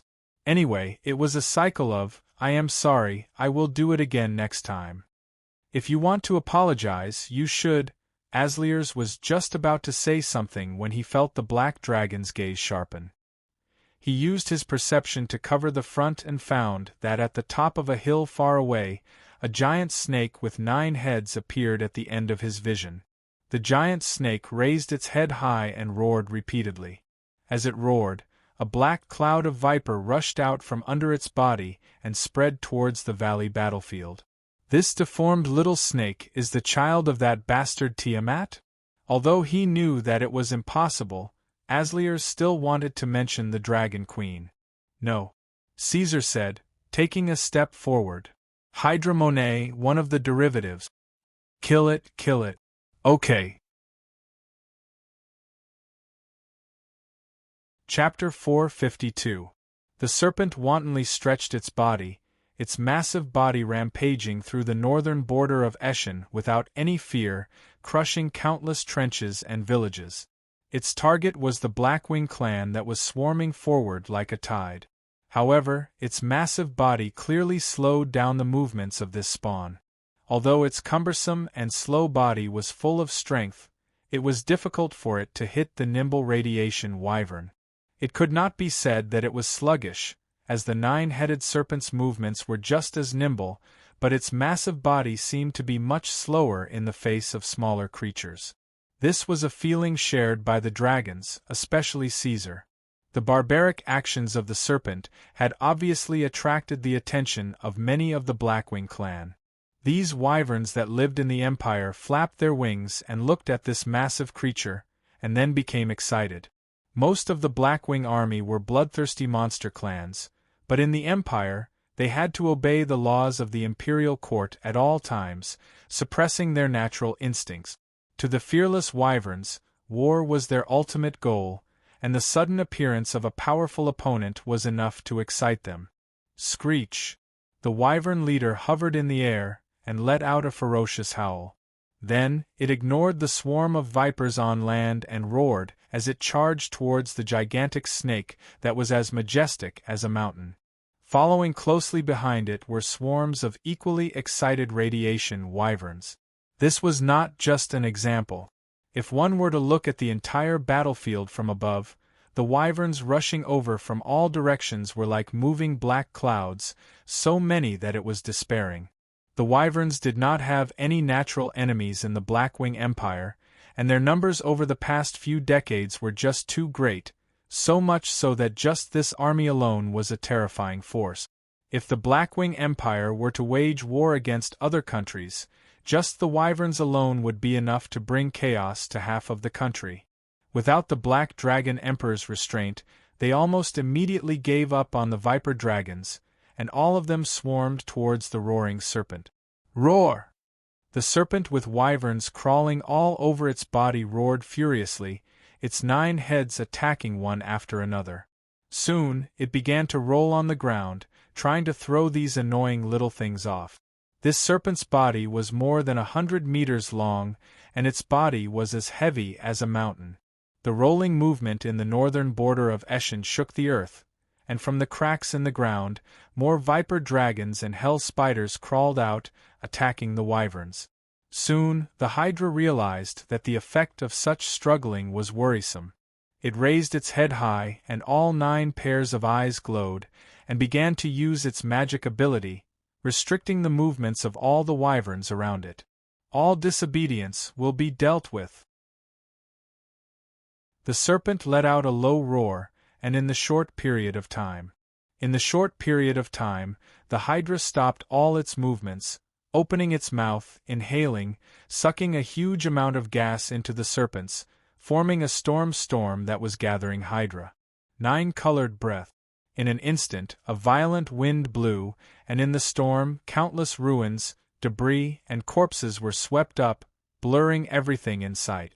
Whether it was wyverns, orcs, viper dragons, or hell spiders, they were all affected by this violent storm, like a small boat in the middle of a huge wave, being torn into pieces by the energy that followed closely behind.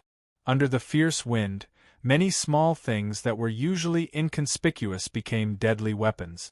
Every pebble, claw, or tooth was shot out at an astonishing speed that was close to the speed of sound, forming a second round of dense attacks that pierced through the flesh and blood of the body.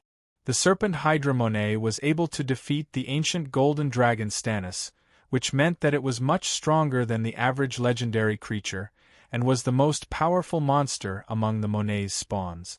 Although it did not have high intelligence, Its battle prowess was unquestionable. The storm raged all the way to the valley, bringing with it a sky full of ruins and flesh and blood. Caesar faced the hurricane and walked forward, leaving a trail of charred footprints. His body was overflowing with raging flames, and the violent energy and debris in front of him were all turned into dust and nothingness. Very good, very good. Asliers was excited, and his voice came directly from the sword. I'm very happy. Look at this angry little guy, so cute, I love it so much. These words are a little harsh to my ears. How should I say? It's very silly. Caesar looked at him from the corner of his eyes. Asliers, you have too much self-awareness. Watch your words. The giant sword trembled violently, almost breaking free from the black dragon's right claw. I've already emphasized many times, Black Dragon, since you don't change, I think we should exchange identities. Let me disguise as you, and you will be the weapon. I've even thought of a name for you after you become the weapon, Evil Dragon's Heart. This name originated from a powerful Dracolic, Dark Scale Zalawir. It used to be the ruler of the Black Dragon tribe and the ancient emperor who created the Dragon Tomb of Eternal Slumber. During the era of dragons and titans, it could even defeat the apocalyptic titans. In the end, it was severely injured by the Titan god and turned into a Dracolic. But after that, it started a new dark era. In order to obtain more power, this monster once visited the abyss and asked to see the Lord of the Dark Cloud. Enough. Caesar Targaryen, why haven't you made your move yet? What are you doing? I want to see how long you can talk. Caesar's voice was calm. The emotions of demons were always very strong. Asliers roared for the second time. I said enough. All right, let's try. Caesar nodded. His movements were simple and straightforward, swinging his sword and slashing horizontally. At this time, the starting point of the attack was at least 1,000 meters away from the giant snake, Hydra Monet. However, neither Caesar nor the lord of the infernal prison felt that there was anything wrong with it. There was no powerful fluctuation. The burning blade drew a slender arc, as if it was slashing at empty space. The expected energy explosion, air waves, and space shattering did not appear. However, the giant snake that was roaring violently on the other side was instantly silenced. Its long and thick neck shrunk, and the scales on its body all opened up. There was a trace of fear in its fierce eyes. Before it could react, a black line appeared on Hydra's neck. Flames danced behind its wound. In the next moment, the 3 heads of the giant snake were cut off at the same time. Blood gushed out like a flood. The giant heads slowly slid down under the pull of gravity, stirring up waves of smoke and dust. The severing wound caused Hydra Monet to be in great pain. It twisted its body to look for the attacker. Soon, it saw Caesar, who was 1,000 meters away. However, the giant snake did not attack. It was not an attack that it could resist. The giant snake was a little scared. It slapped its tail on the ground, wanting to retreat. Too weak. Asliers said, I'm talking about you, Black Dragon. I still have to go through so much trouble to attack such a small fellow. This makes me feel ashamed. Caesar grunted. Then let's try again. The giant snake suddenly widened its eyes and let out an ear-piercing scream. It instinctively sensed fatal danger and tore open space without caring about anything else. It hid in the half-plane as fast as it could, preparing to escape. Caesar hooked his forearm and flicked the burning blade upwards. At this time, most of the giant snake's body had already hidden in the half-plane. Only its long tail was still in the main material world, but it was useless. The black line appeared again, and Hydra Monet's body was split into 2. It fell out of the half-plane, and its huge body fell heavily outside the fortress at the northern border of Eschen.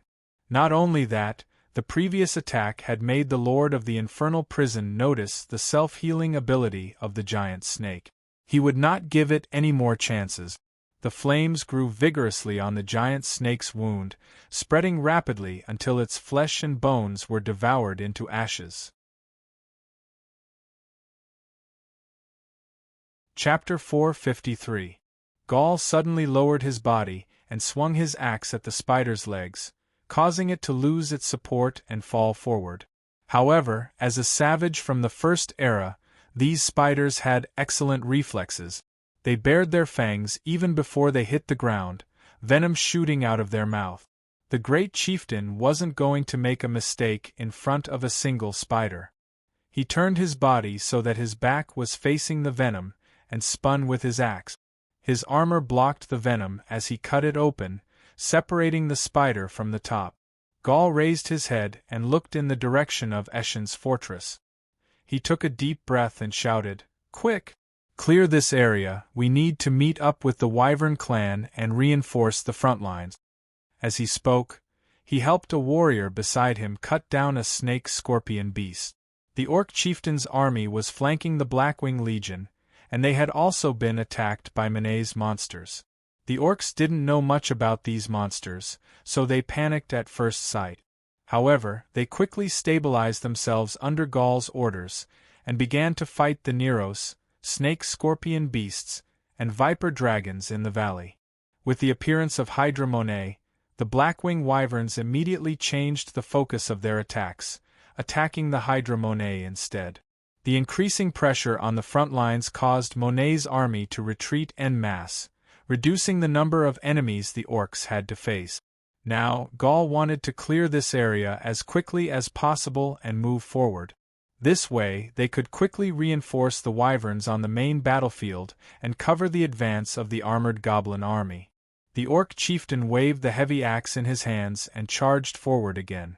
The three-headed scorpion snakes tried to resist the heavily armored Orc, whose speed had increased to the maximum, but in the next moment, their heads were already flying outwards. Using the impact, Gar easily cut down the snake-scorpion beast. The Orcs' combat skills, which could be said to be the crown of Eladian humanoids, had reached the pinnacle of perfection. "Alright, leave some to clean up the remnant. The rest, follow me." Gaul didn't even finish his words before the sound of sharp blades cutting through the air rang out. He dodged to the side without thinking, and a flying axe came whistling towards him in the darkness, shattering rocks and nailing themselves into the valley path ahead to his left. Pairs of red eyes could be vaguely seen in the underground cavern created by the Nero spiders. "Green-skinned Orcs. Are you bastards mixed with goblin blood?" A thick and powerful voice echoed. Gaul raised his head and discovered a half-naked dark beast man walking out of the cave towards them. "Do you think a thing enslaved by corruption has the right to call others a bastard?" Gaul faintly said. Ever since he learned that Monet had used the ancient beastmen as a template to create the dark beastmen, his mood had been very complicated. In fact, it wasn't just the beastmen.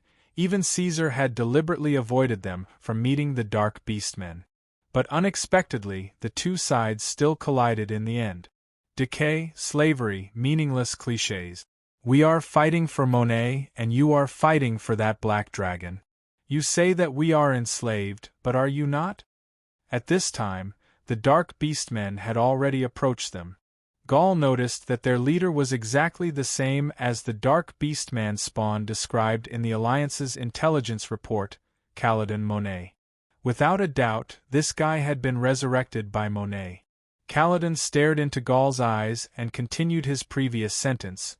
"When we were alive, we fought with our lives on the line for the Beastmen. I didn't expect that after 1,000 years, our descendants would be willing to become slaves of others." "Beastmen will never be slaves," Gaul slowly said with a stiff face. This sentence had been passed down since ancient times, even after the fall of the Skalon dynasty. "We will eventually become kings," Kaladin continued. "But you have betrayed your oath and failed to live up to the expectations your ancestors placed in you with their blood and fire." Gaul wanted to tell Kaladin that the times had changed. Things were different now. The Beastmen could barely protect themselves now, and they no longer had the ability to restore the glory of the Skalon dynasty. But he opened his mouth, and in the end, no words came out. The scene was deathly silent. Heavy breathing could be heard, and words could not be continued. The next moment, swords were unsheathed, and the beastmen all arched their backs. 1,600 years. I don't know if the descendants still remember the beastmen's skills. Kaladin raised his giant blade. My chieftain taught me. Gaul spread his hands and pressed down on the handle of his axe. The next moment, the dark beastman Kaladin jumped high into the air and used a leap slash.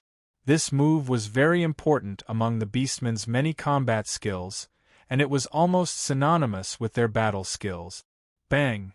Gaul raised his axe horizontally and blocked the dark beastman's powerful strike. The unstoppable force from the weapon forced him to take 2 steps back, but he quickly reacted. That was why all beastmen knew how to use leap slash, and naturally knew how to deal with it. He bent forward and slightly squatted down, removing the last bit of force from his weapon. He then exerted force with his feet, kicking up a cloud of dust as he counterattacked Kaladin's legs that had just landed. When it came to combat, Kaladin, who came from the glorious era, was the true Grandmaster. He easily dispelled the beastman's attacks, and once again launched a barrage of attacks. Under the dark clouds, every swing of his great sword brought with it a power that made everyone tremble in fear. After the 6th consecutive slash, Garland's weapon could no longer withstand such a heavy blow. The battle axe broke with a loud clang. Seeing that the giant blade was about to cut his head open, he could only roll on the ground to avoid Kaladin's last heavy blow. He also took the opportunity to catch his breath. Weak guy. Kaladin twirled his giant blade. I know exactly what you're thinking. I've seen through all your moves. You told me that you know the beastman's skills, but all you know is rigid dogma. I really feel sorry for your teacher. You've disappointed me. He ignored the warhammer and sharp blade in the hands of the other orc and slowly walked forward. He stabbed the giant blade into the ground and stood in front of Gar with his bare hands. He said, Trash, I don't have much time. If you surrender, I can spare your life. I don't remember such a word in the beastman language. Gaul climbed up from the ground and clenched his fists. Since you said it, you should honor it. Kaladin shook his head and kicked out. The muffled sound of fist and foot colliding rang through the valley. The beastmen are a race that worships strength and glory. In our era, Mudala was a sacred tradition among the beastmen. It was a kind of duel where the leader of the beastmen challenged the other beastmen to a duel. Weapons were used, fists and feet, and it would not end until death. Kaladin said as he attacked. But I heard that the beastmen now treat it as a laughable celebration, a bonfire party full of women and meat. Do you still remember the millions of beastmen that were slaughtered by the humans? No wonder the beastmen of this era have become synonymous with slaves. You shameless, ignorant bastards, it's time to teach you a lesson. Chapter 454. Gaul lowered his head and didn't say anything. He took advantage of the opening to counterattack. His right hand was like a hammer as it smashed down, hitting the elbow that Kaladin was using to block. Then he followed up with a knee strike. His attacks were incredibly fierce. Wrong. But under the barrage of attacks, Kaladin still had the energy to roar, All wrong! Your moves are too bad. The derivative's posture was still relaxed. The more violent Gaul's attacks were, the more mocking Gaul's face became. He mocked the orc chief from above, his words sharp and harsh. His vicious words pierced deeply into Garland's heart. Every time he said something, Garland's face would grow more ferocious.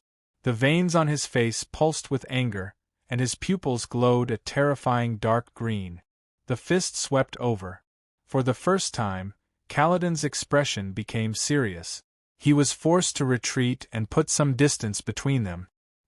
He slowly moved his shoulders and twisted his neck.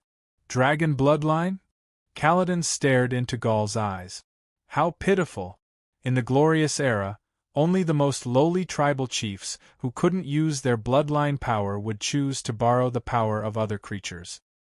You think we don't want to return to our former glory and use our bloodline power? Gaul slowly squatted down and raised his right hand. He looked at his fist as if in deep thought. He said word by word, "You don't know what happened to us because of our failure in the Second Era. What else could it be?" Kaladin smiled as if he already knew everything. He sneered and said, "It's just a curse. It's just shackled and you think of yourself as a dog. Let me tell you, a wolf is a wolf. Even if its limbs are broken and shackled, a wolf is still a wolf. Idiot, open your eyes and see clearly." The dark beastman's fangs became thick and long. His muscles bulged and blue veins appeared on his forearms. His body had doubled in size. The ancient beastman bloodline power had awakened. He strode forward and hit Jared's arm with the back of his fist. His straight right hand shot out like lightning to grab Jared's arm.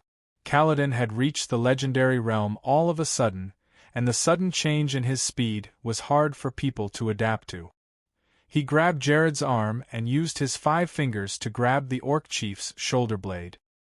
He lifted him up and slammed him heavily onto the ground, making a muffled sound. His strength and speed were not inferior to Gaul's when he used his dragon bloodline.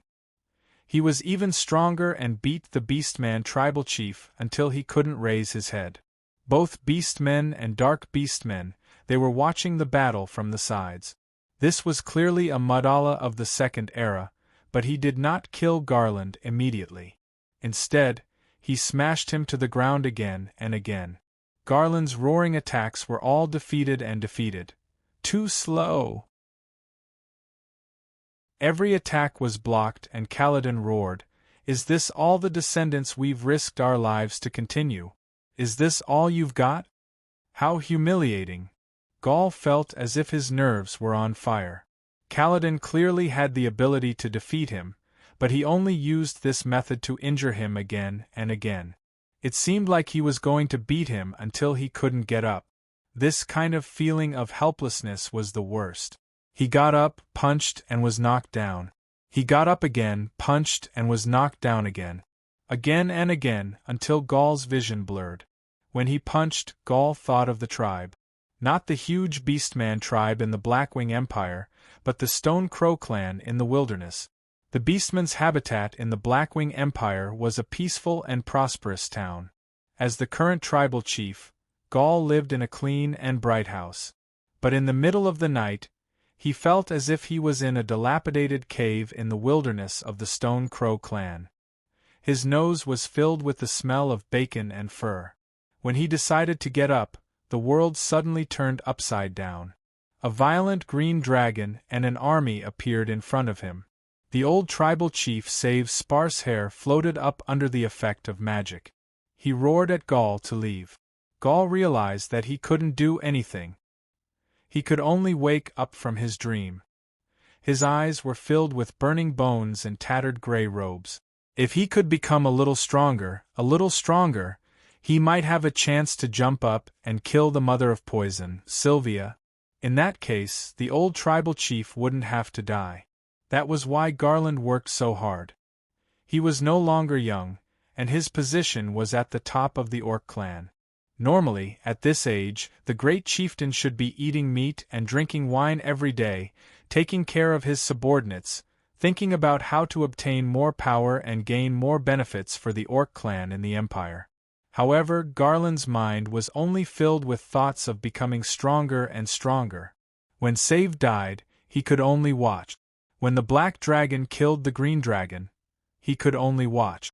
When the Black Wing Nest attacked the northern countries, he could only watch. When the Black Wing Empire and the Three Gods Alliance went to war, he could only watch. He hated this feeling of powerlessness, so he worked hard to become stronger. He never missed a single battle, and he took the lead in every battle. He swore that there wouldn't be a next time. But when it really came down to it, Gaul realized that he was still useless. The Black Dragon Emperor's enemies were getting more and more terrifying. The meager strength that he worked hard to improve was not enough to deal with the enemies that came one after another. Kaladin stepped on his head and continued to mock. "If all the Beastmen now are like this, then the Empire shouldn't have let you stay. If the old wizard was here, this guy wouldn't be able to say something like this, right? Was he willing? Not willing, not willing. All the anger and humiliation in his life gathered together, and Gaul's soul let out a roar like an angry lion. He used his hands to support himself on the ground, and slowly propped himself up under Kaladin's feet. Gaul, who was lying on the ground and being restrained, suddenly got up. He used his hands as a fulcrum and raised his right foot like a rhinoceros raising its horn. His iron boot violently kicked Kaladin's arm that was used to block. The kick caused Kaladin to lean back, and he pulled out his right leg that was suppressing Gaul. He took 3 steps back. When Gaul raised his head, the dark green in his eyes was no longer there. It had turned scarlet like the dark beastmen. Gaul, who had seized the initiative, didn't delay. He pushed off the ground and grabbed Kaladin's left wrist with his right hand. His left arm bent into an angle, and he gave a powerful elbow strike. The current Iradia beastmen definitely couldn't have this kind of speed and strength. Mortals definitely couldn't have this kind of speed and strength. This punch broke through the legendary barrier that Gaul had been longing for. The effect of the sonic boom swept through the entire valley. The high-frequency vibration of the air was even faster than the punch, and it caused Kaladin's tied black hair to fly back. A flash of satisfaction appeared in Kaladin's eyes. Then he clenched his right fist, pulled back his arm muscles, and punched forward, colliding with Gaul's elbow. The sound of bones cracking could be heard, and Gaul still didn't have the strength of a legendary, so he was sent flying. That's it. Kaladin rushed up like a bull and kicked. Not enough, faster, faster. Gaul didn't realize that every time he used all his strength to attack, it would cause his muscles to surge rapidly. Gradually, more and more muscles appeared on the surface of his body, and his veins and blood vessels protruded. His body was 1 size larger than before. Chapter 455.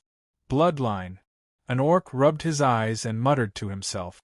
Gaul's body underwent an unexpected change, completely surpassing what was known before. His body was quickly becoming similar to Kaladin's. This was the bloodline power that had long disappeared from the orcs after the end of the Second Era. Now it had reappeared in Gaul's body. Gaul reached out and grabbed Kaladin's wrist. He suddenly tightened his grip, and the bones in his wrist cracked. Kaladin growled in pain, but he could not pull his hand back. Gaul's arm was like a beast trap, clamping down on his hand with strength far greater than before. Kaladin spun around and kicked Gaul's chest. There was a loud bang, accompanied by the sound of bones breaking. The two figures separated.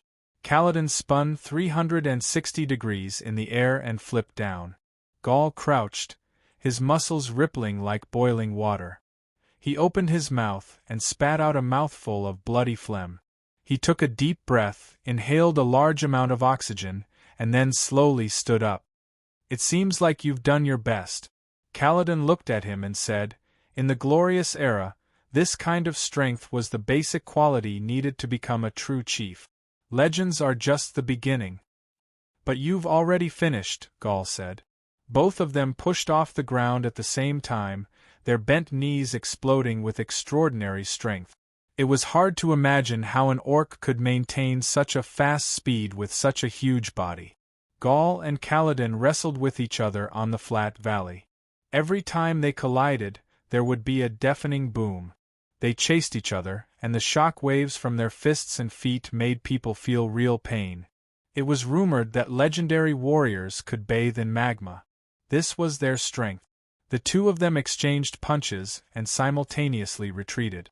Carlodan paused for a moment as he crushed the rocks beneath his feet. In the end, he wasn't using his own body. He was only using a vessel. This slight difference in strength would be negligible if he had the upper hand against an enemy. But if he really met an opponent who was equally powerful, this weakness would be revealed. He arched his body and charged again. Gaul also pounced. His right hand formed a claw and hooked Kaladin's elbow. Gaul's left hand was sharp, and it hit Kaladin's armpit like an iron awl. Kaladin could feel his body turning sluggish. He had failed to block this attack. However, he was still a battle-hardened ancient orc chief. Although he had suffered a great loss, he did not subconsciously pull away. Instead, he endured the pain in his right arm that felt like it was being hammered. He reacted extremely quickly and slammed into Jared's body. His right foot had already appeared behind Jared. He wanted to backhand him and trip him. If one did not have a lot of combat experience, even if one had the strength of a legendary, it would be very easy for such a sudden move to reverse the situation. Unfortunately, Jared had a lot of combat experience. The reason why he could be called the Great Tribal Chief by the Blackwing Empire's orc clans was because of his battle axes and fists. The 3 words, Great Tribal Chief, were covered in blood and scars. Jared's speed and strength, which had been completely suppressed, had now caught up. Jared would no longer be easily knocked down by Kaladin. When Kaladin's shoulder touched Jared's chest, Jared's elbow had already viciously slammed into Kaladin's face. 2 muffled sounds rang out at almost the same time. Gaul clutched his chest and staggered backward. Kaladin leaned back and sat on the ground. Blood mixed with sweat spurted out, and 2 broken fangs flew out of the arena. "You've lost." Gaul slowed down and panted. Although his body was in so much pain that it felt like it was about to break, he still forced himself up and slowly walked forward. Orcs had relatively low emotional intelligence, but at this point, he had more or less understood Kaladin's intentions. Kaladin had the ability to kill him at the start of the battle, but Kaladin did not do so. Instead, he continuously humiliated and ridiculed him to squeeze out his potential. In the end, it was Kaladin who lost. "It seems like you've understood, kid."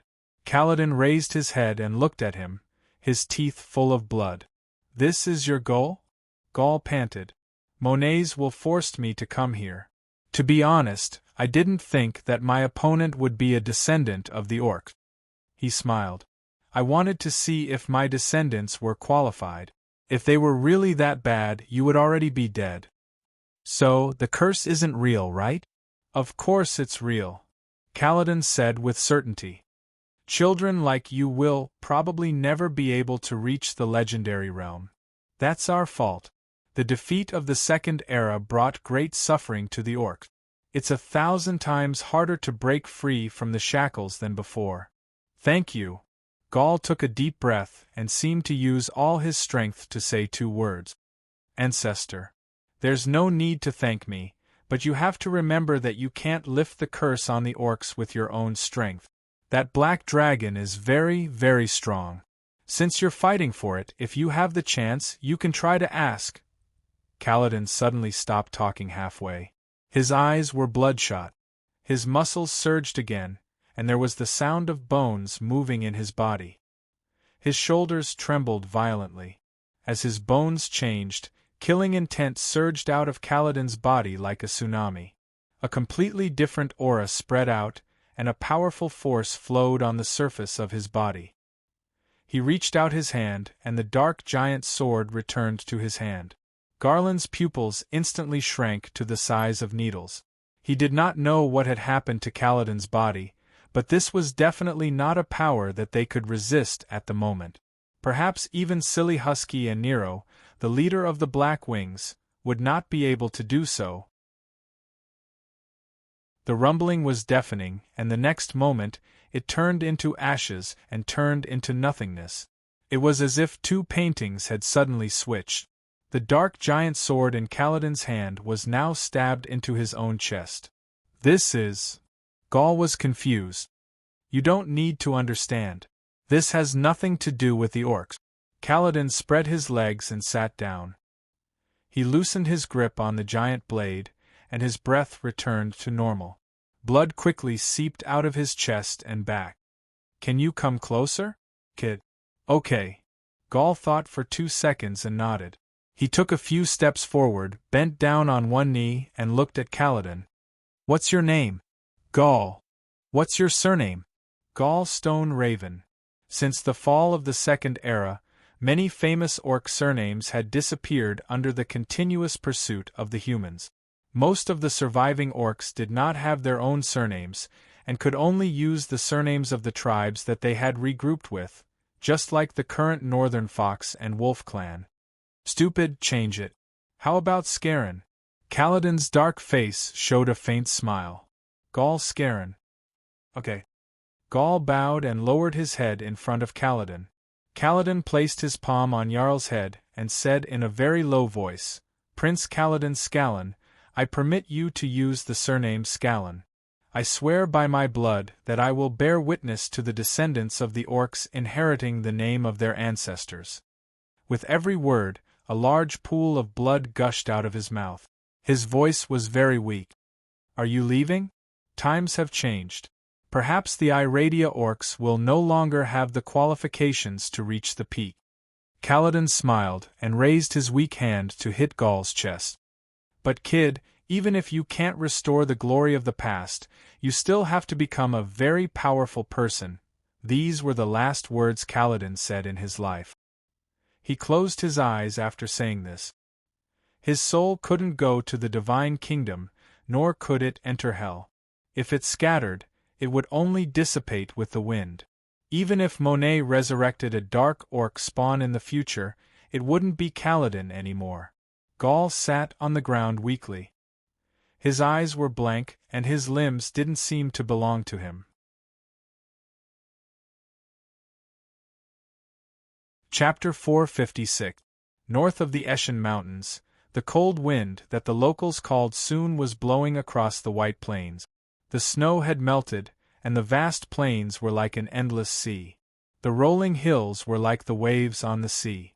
A monster covered in black scales was standing on the peak of the waves, looking at the shining horizon in the south of the plains.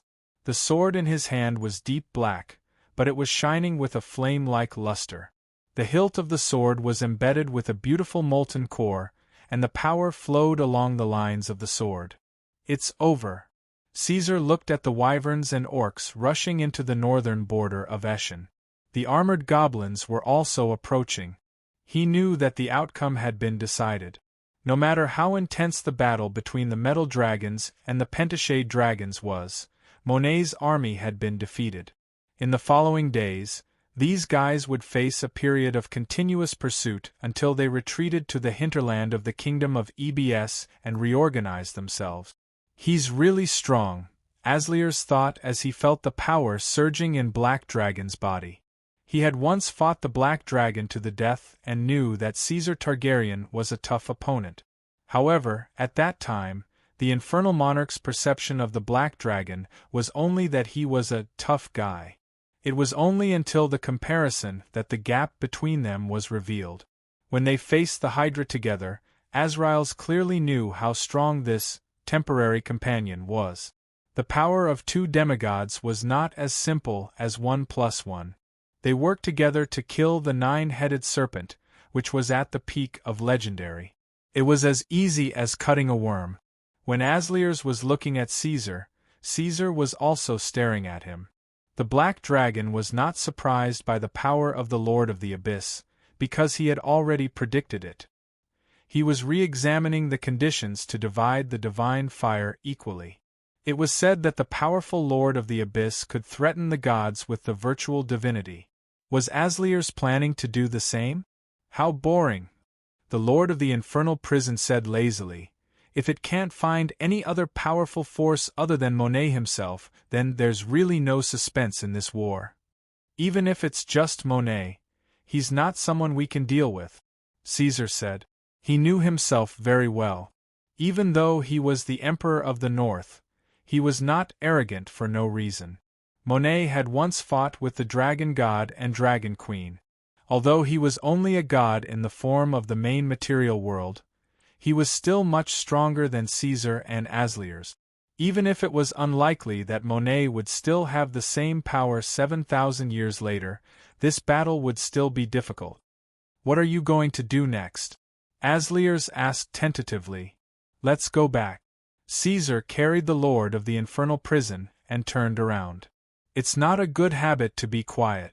Aren't you going to say anything? Monet can hide in the demiplane and not come out, but he's a monster. A monster that's filled with a purer desire to destroy than you. He can't just watch his army being attacked and devoured. If this goes on, sooner or later he won't be able to hold back and jump out. Caesar thought for a moment and added, maybe he has already jumped out. Alex, an ancestral blue dragon, suddenly disappeared some time ago. He didn't even send out a signal for help. I can't think of many creatures in Iradia that have such an ability. Just as his voice trailed off, the northern border of Eschen suddenly shook violently, and a series of explosions spread from the ground to the surface. Huge cracks appeared on the Earth's crust, and the vast wilderness became uneven like a crumpled piece of paper. Not far away, a flame rose and countless pieces of the Earth's crust scattered into the dark and gloomy sky. An accurate estimation. Congratulations. Asliers chuckled and said, I smell it. It's earlier than I thought. Caesar frowned. They could all sense a strong energy reaction. It seems that the 7,000 years of imprisonment has really driven Monet crazy. He can't even bear a small loss. He can't wait. I don't think so, Asliers said. In my opinion, he's not afraid of this so-called alliance at all. He also doesn't care about the life and death of these minions. The reason he hid and used his minions and army to attack is just to test your strength. Once he knows the truth, he will no longer have any concerns. As a demon lord who was also filled with the desire to destroy, Asliers had a better understanding of Monet's mentality. Caesar thought for a moment and nodded in agreement. All right, Asliers urged. We have to back off. After all, this is his first appearance. Let's give him a chance to make a grand entrance. This was the condition that the Lord of the Abyss had negotiated with Caesar from the beginning. Whether or not they were confident in winning, they could not attack Monet immediately. At least, they had to wait until after the Platinum Dragon God and the Evil Dragon Mother. Eschen Border Fortress, which had been abandoned by Monet's army, began to burn. The stone walls fell piece by piece, smashing into the ground and shattering into pieces. Scorching poisonous gases shot out from the cracks in the walls. The red-hot steel structure bent and melted. All kinds of sounds converged into the dying cries of the ravaged land. All kinds of lights shot out aimlessly, as if Iradia was about to be reactivated. Endless flames rose, lightning danced and sang in the surroundings. There was steam, fire, and lightning everywhere. Layers of snow fell, as if a hole had been opened in the Earth's crust. Poisonous, slow, petrifying, and all kinds of gases were released from it. The space was also filled with a pressure that could confuse one's mind. Waves of explosions came one after another. The hot wind and dust even directly hit Caesar's face. Pillars of fire that were hundreds of meters long spurted out from the Earth's crust from time to time. The sky was reflected in blood red. Under the blood-red sky, the space gradually cracked. A huge monster stretched out its sharp claws. The front half of the claws was covered with iron-like scales, while the back half was covered with all kinds of runes. Red, gold, and blue. Monet's 3 heads stretched out from the demiplane. It was as huge as a mountain. It looked around coldly with the eyes of a king. Then it let out a deafening roar and opened the door of the demiplane. It's magnificent, Asliers said. He looked as if he was admiring a piece of art. This will be an unbelievably beautiful scene. Let's enjoy it from here. As the roar faded away, an unparalleled explosion began. The place where Monet was standing was set off with an unparalleled blazing light. Flames and rubble fell from the sky like meteors. The shock wave destroyed everything that was tangible. Those wyverns that had rushed to the front were all turned into dust in an instant. Caesar released his psionic energy field to protect all the Blackwing tribe members with him as the center. The moment he sensed Monet's appearance, he had ordered the Blackwing army to retreat. However, there were still many wyverns that were caught in the crossfire because they could not retreat in time. It was true that ants could bite an elephant to death, but an elephant could also trample even more ants to death with a stomp. "I'm having goosebumps, my friend." Asliers was still shouting excitedly. "I'm starting to regret cooperating with you. Monet will tirelessly destroy everything that can be destroyed. I really can't bear to disturb him." "Shut up," Caesar scolded him.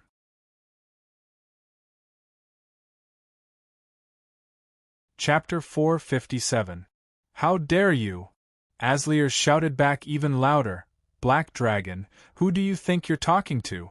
Are you talking to your pathetic and stupid spawn?" Caesar did not say a word. He was too lazy to care about the bastard.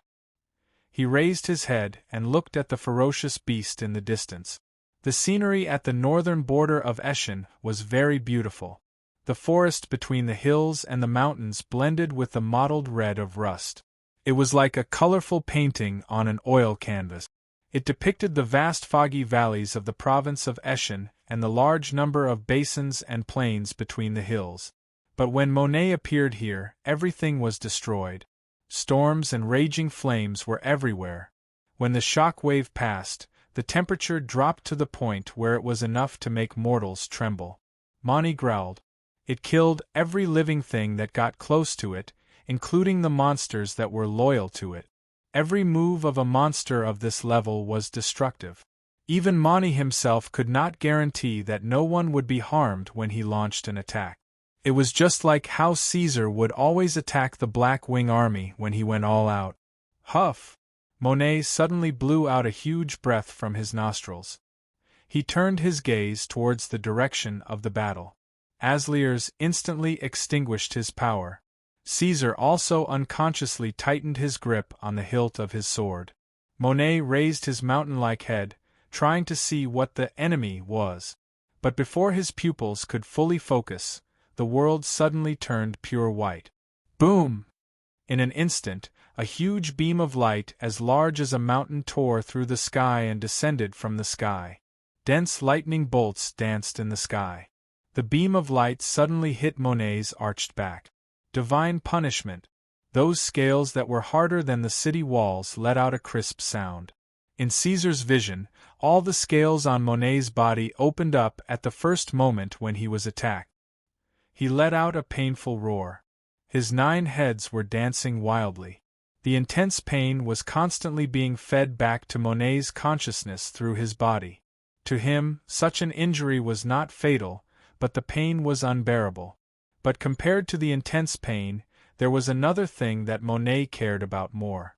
It also attracted the attention of Caesar, who was watching from the sidelines. In the midst of the raging storm and raging fire, the gigantic twisted monster was staring coldly at the figure in front of it. A dazzling golden dragon with a slender body was looking at Monet. Its whole body was covered with silver-white scales.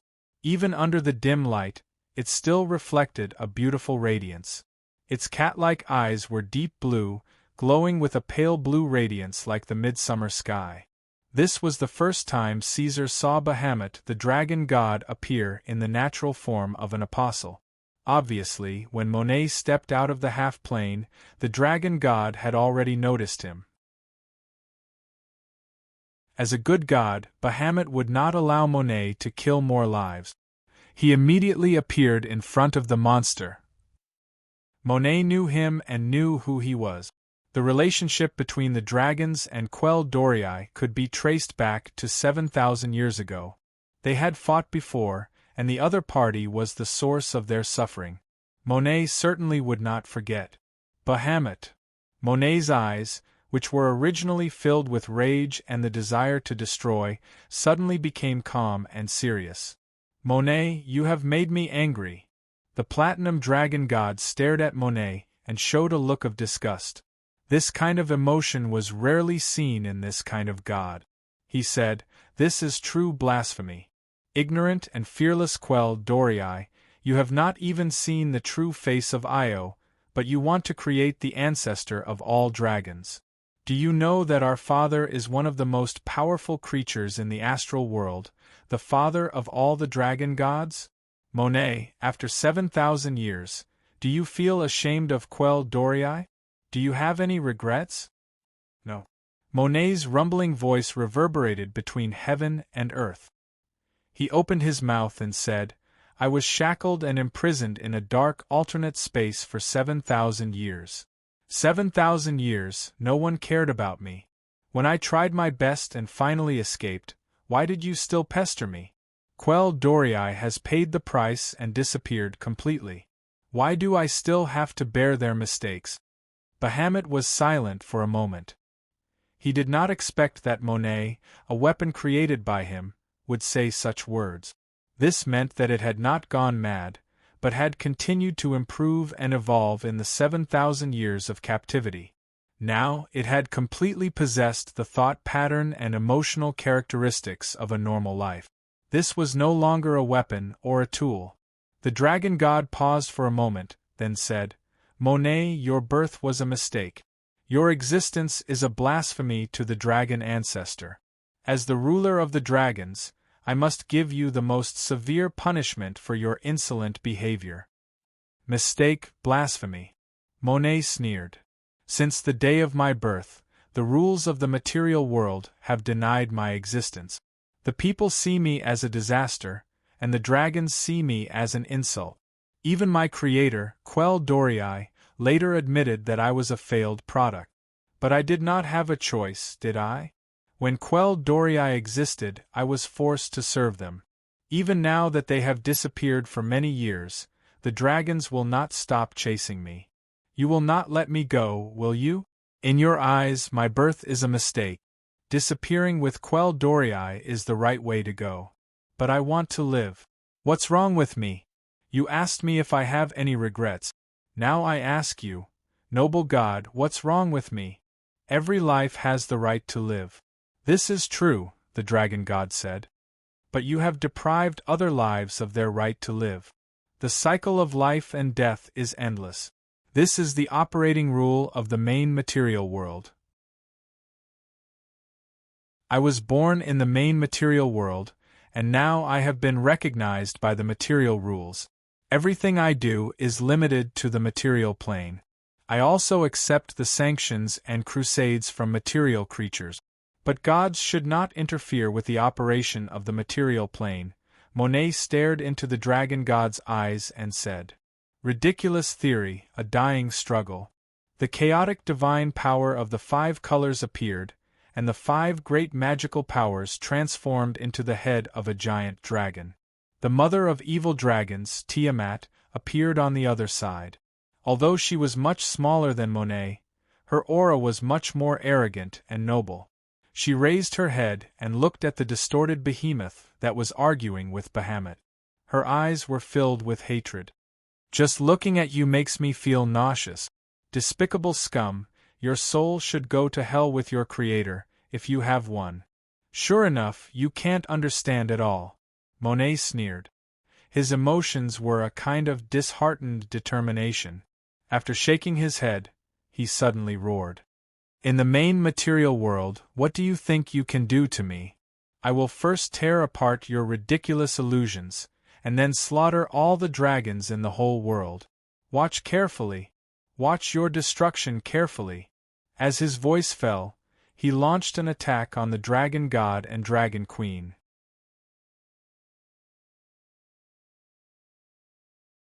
Chapter 458. Under Caesar's gaze, the gigantic creature with half of its body on the ground raised its head. Monet no longer showed any weakness to the dragon god and the dragon queen. There was no longer any trace of emotion in its cold eyes. Let's begin. It spoke in a low voice, like the rumbling of thunder that filled the sky, and the air trembled. Monet had the divine fire, and its power was so great that even a small part of it leaked out was enough to affect the material plane. The trembling of the air came from the throbbing of the rules, and Iradia showed some repulsion towards it. The sky was still covered with dark clouds, but the thundering thunder and lightning seemed to have felt the pressure. They were not as noisy as before and became quieter. Bastard! Tiamat only spat out 2 words. Monet's eyes were filled with an unsettling blood-red color. He raised his head high and looked down at the gods. This overly violent action caused the entire mountain range to tremble violently. The gigantic monster that looked like an endless mountain range opened its mouth that was like a black hole. It took the initiative to attack the dragon queen Tiamat as its target. Its size was much larger than the dragon god Bahamut, the dragon queen Tiamat's apostles, Caesar and Asliers. It was the largest size recorded in Iradia's history. Just by looking at it, one could tell that Monet's body was more than 1,000 meters. Although Monet's body was huge and seemed to be very slow, in fact, his strong muscles gave Monet an extremely terrifying speed. He was even faster than Caesar the Black Dragon. Any casual movement of his could easily tear apart the sound barrier, and within a breath, he could cross an entire mountain range. Monet's huge body, huge strength, and extreme speed were all mixed together, producing an extremely terrifying impact force. Even a god would find it difficult to withstand the impact. After all, that was only a godhood apostle. A violent explosion. The intense friction between the countless scales and the air caused the sharp edges of Monet's scales to ignite with tiny flames. From the vision of Caesar and Asliers, it was as if this distorted monster was covered with a layer of flame. Only those vertical snake eyes that made people shudder could still be seen clearly, making its already shocking appearance even more terrifying. "Quite similar to you," Caesar said. In Black Dragon's Sea of Consciousness, Asliers condensed his spirit into a physical body. After hearing what Howrin said, he snorted and said, "You mean to compare me to a tool? I am a noble being from the upper realm." After a pause, Caesar suddenly stopped talking and tightened his grip on the burning blade. "What happened?" Asliers asked. His mind was connected to the Black Dragon's mindscape, and he could sense his emotions from his every move. At this moment, the Black Dragon's body was emitting a cold, murderous aura, showing signs of not following the plan. Caesar looked up at Monet, his face expressionless. "Have you noticed that Monet's derivative has joined the battle? I have a bad feeling." Asliers snorted. "The army of your alliance hasn't arrived yet. After seeing it, I suddenly realized that Monet is not a monster that has been tortured to the point of madness. It has emotions and knows how to think. It must have guessed that the Dragon God and Dragon Queen won't let it go so easily. If this guy knows how to learn from its previous failure, it shouldn't be so easily lured out this time." Caesar frowned. As soon as he finished speaking, a deafening buzzing noise came from behind. Countless spells exploded, and the sound of elements shooting grew louder and louder in the vibrating air. It crossed the vast distance and seeped into Caesar's ears. "Looks like the army of your alliance is in trouble," Asliers said. "I'm not worried about them. I'm worried about Monet. He may have enough confidence to deal with the Dragon God and Dragon Queen, and he's not afraid of anyone else," Caesar said coldly. The battle in the field was still going on. The air was shrieking, and countless air was being forcefully squeezed apart by Monet's terrifying and tyrannical force of impact, forming a dense gas that created a terrifying pressure, causing the entire ground to sink deep into the ground. The Earth's crust was squeezed, and the enormous pressure spread all the way to the depths of the Earth. The heavy pressure caused the Earth's crust to be unable to bear the burden and shatter. Streams of lava formed under the catalysis of the elements, instantly gushing out from the cracks in the Earth's surface, releasing scorching hot magma. This was only the environmental impact caused by them. One could imagine how rich and intense the life energy of this level was. It was no wonder that the main material plane would reject them. Such a battle would cause irreversible damage to the material plane. Tiamat and Bahamut were at a disadvantage. This was normal. Without personally descending, most gods could not defeat the top creatures of the material plane. "Roar!" Monet raised his head and roared angrily. The roar almost dispersed the dark clouds and broke through the sky. Accompanied by his roar, the seemingly unchanging Accentular Mountains also began to shake under the godlike power. Rumble, Accentular Mountains were covered in snow. Frightened elks ran all over the mountain peak. Sleeping black bears curled up and trembled. Snow leopards cautiously poked their bodies out of their caves to check the situation. Countless trees and flowers were also trembling because of the impending doom. The next moment, Monet unleashed a power that resembled a black hole, and the entire mountain peak was annihilated in silence. Tiamat growled and wanted to retreat, but Monet was one step ahead of it. Tiamat knew very well that the one who would be the first to retreat would definitely be the Dragon Queen, so it had been keeping an eye on her. When the powerful force pierced through his chest, the divine protection he was so proud of was broken. He could not avoid the attack even after turning his body into elemental. Even the Dragon Queen's will could not save the Apostle's disintegrating body. All of his internal organs were devoured by the black hole and turned into dust. Tiamat looked at the black hole devouring his chest in shock. He could not believe that it could easily break through all of his defenses. The surging evil energy poured into the core of his incarnation, causing the Apostle to explode on the spot. His body turned into silver light spots, gathering into streams of light and escaping in all directions. Soon after, the evil dragon mother let out a thunderous roar. Unlike the time when she suffered a setback in front of the mutated black dragon, this time she really suffered a huge loss. Monet had her divinity fragment in his hand. Monet narrowed his eyes and looked at Bahamut, then glanced at Caesar's position. His gaze was not that of a lone wolf at the end of the road, but rather of a winner who had the last laugh. "It's over," he said. "Thank you two gods for giving me the shard of divinity. With them, combined with the divine fire, I can create a brand new divinity that belongs to me and truly exists. I know what to do. Quell Dorii taught me." While Monet was speaking, the black hole had already sunk into Bahamut's chest. The platinum dragon god's body was also quickly disintegrating.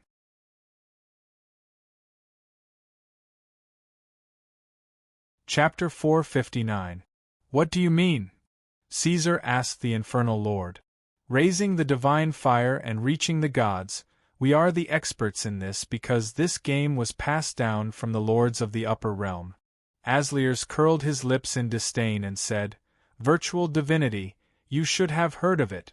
Under the right conditions, through the virtual divinity containing the divine fire and divinity fragments, it can be smelted to create unstable and weak primary divinities. Having a primary divinity, in a sense, is a real god." Caesar frowned slightly. "Is there a chance to remedy it?" "What's there to remedy? Do you think it's that simple to become a god?" Aslier's tone became ruthless and fierce, reappearing the aura of the Lord of the Abyss.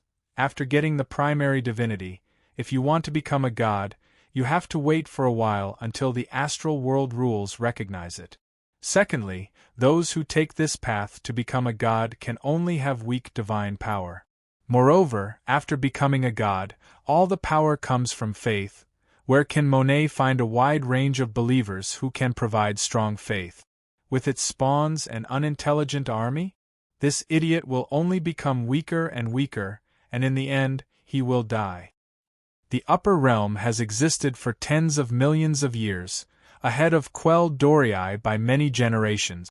Among them, the exceptionally powerful lords of the abyss have the ability to kill gods. It's not difficult to rely on this path to become a true god.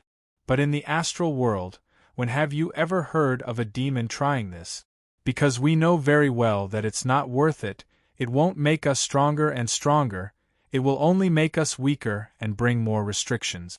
Moreover, in the eyes of the creatures of the upper realm, the so-called gods are just a group of pitiful creatures who play with the rules and crave for faith. These gods make all the forces in the astral world, the main material world, the half-plane, and the elemental plane support hell, but they're only on par with us in the upper realm. You talk too much. Caesar ignored Aslier's threatening gestures and glared at him with dissatisfaction. I asked Monet what to do now, the Lord of the Abyss. Look at how impatient this idiot is. Let's just wait for it to become a god. Transforming into a god will take up 50% of its power, and smelting the divine personality will take up 20% of its power. Later on, let your army consume 20% of its power. For once, Aslier's wasn't angry. Primordial godhood is much better than divine fire, he said calmly. The failure of the dragon god and the dragon queen had greatly damaged the morale of the dragons. The metal dragons and the pentashade dragons were still fighting, but the more rational dragons knew that failure was inevitable. They needed a new turning point to turn the tide. Monet retreated and let his army block all the enemies that could come close. Turbulence gushed out from the cave behind Monet. That was the airflow caused by countless viper dragons shuttling back and forth. The dragons felt dizzy. The viper dragons roared at the frequency of infrasonic wave. The sound of thousands of viper dragons roaring at the same time was like an explosion of infrasonic wave. Imagine the scene of a river bursting its banks, the flood rolling down, and the sound was like thunder. That was the scene in front of them. After the flood gushed out of the cave, every splash was a viper dragon with golden pupils and sharp claws, full of thirst for blood. Caesar stood beside a rock on the ridge and looked at the deep black vortex in the distance. Thousands of viper dragons were crawling around Monet's huge body. Monet's body was gradually withering. Just as Aslier's said, Monet could no longer wait. After eliminating the threat of Bahamut and Tiamat, Monet began to prepare to smelt the divine fire. However, the Lord of the Infernal Prison's estimation was also insufficient. Monet was not stupid. He did not exhaust his power. Caesar watched Monet's every move and found that he was absorbing power from the viper dragons to replenish himself. In other words, Monet would not allow himself to be weakened to the point where he could not fight against external threat. What a cold-hearted and rational creature. He swallowed his own spawn to recover. Aslier's looked at the spawn that had returned to Monet's side and said coldly, "These things are not only prepared for war. To Monet, they are also a kind of resource reserve. Black Dragon, do you have any follow-up arrangements with the so-called alliance?" These armies, Caesar was halfway through his sentence when he paused for a few seconds and said, "No." Aslier's was silent for a few seconds as well. Then, his voice suddenly became lazy. "Then we can only take action. After swallowing these spawn, he will become even stronger. If we wait any longer, we don't know if we will have a chance." With a loud bang, the rocks collapsed. It was as if a high-pressure gas explosion had occurred where Caesar was standing. The airflow suddenly expanded and shot out like a sharp blade. When he looked back, he was no longer where he was standing. He had crossed a distance of almost 1,000 meters in a second. 2 seconds, 4 seconds, 6 seconds. When the vision stabilized and caught sight of Caesar's figure again, he was already standing in front of Monet. The viper dragons flew in the huge space, roaring, and clawing. They would attack anyone and any creature, but that did not include Caesar. This was because the 2 swords that he had used to slay the giant snake proved that he was a powerful being who could talk to Monet. Such a powerful being was qualified to meet their monarch. Monet, with his head held high, lowered his head and looked at him. "Mortal of the material plane, do you have anything to say to me?" TSK. You already call yourself a god." "Mortal of the material plane, Black Dragon, it is mocking you." This was Aslier's words. "I know." Caesar responded, then raised his head. "Hello, Monet. Let's fight. Cut the crap and get straight to the point." Caesar's body slowly grew more and more fine scales. The scales suddenly tightened, like a dark black heavy armor. His sharp claws held the burning blade. At the same time, he reversed his joint. Blazing black flames flashed and disappeared. The blade slashed diagonally at Monet's head. Without any airflow, the air instantly collapsed. Caesar's burning blade formed an arc-shaped vacuum. The two demigods could do whatever they wanted in the prime material plane, destroying all obstacles. Monet let out a long hiss. His dragon scales flared up in anger. His huge and complicated eyes flowed with changing light, reflecting Caesar's figure. With just one slash, his magic defense was almost shattered. Even the incarnations of the Dragon God and Dragon Queen did not give him such great pressure. Roar. Monet opened his mouth and let out a roar. The three heads in the middle of his body were breathing out, and the air in their bloody mouths converged into a tornado of energy. The tornado was wrapped in blazing flames and dazzling electric arcs as it bombarded Caesar. Caesar had nowhere to dodge. He could only face the energy flow forward. In front of him, there seemed to be an invisible sharp blade that split the blazing flames and electric arcs into two, flowing past his body. The huge burden brought by this form of psionic defense made him cough up a mouthful of blood. However, Caesar did not mind and spat it on the ground. He continued to move forward. The burning blade vibrated like an abyss lord awakening. With a deep roar, the second slash completely cut through Monet's magic defense. Since I was born in the material plane, there has been nothing that can fight with me, let alone try to hurt me. Monet let out a long hiss. Even the Dragon God and Dragon Queen are no match for me here. What are you? I am the god of Quell Dorii. I am immortal.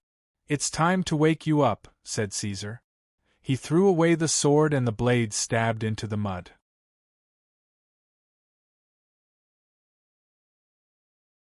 Chapter 460.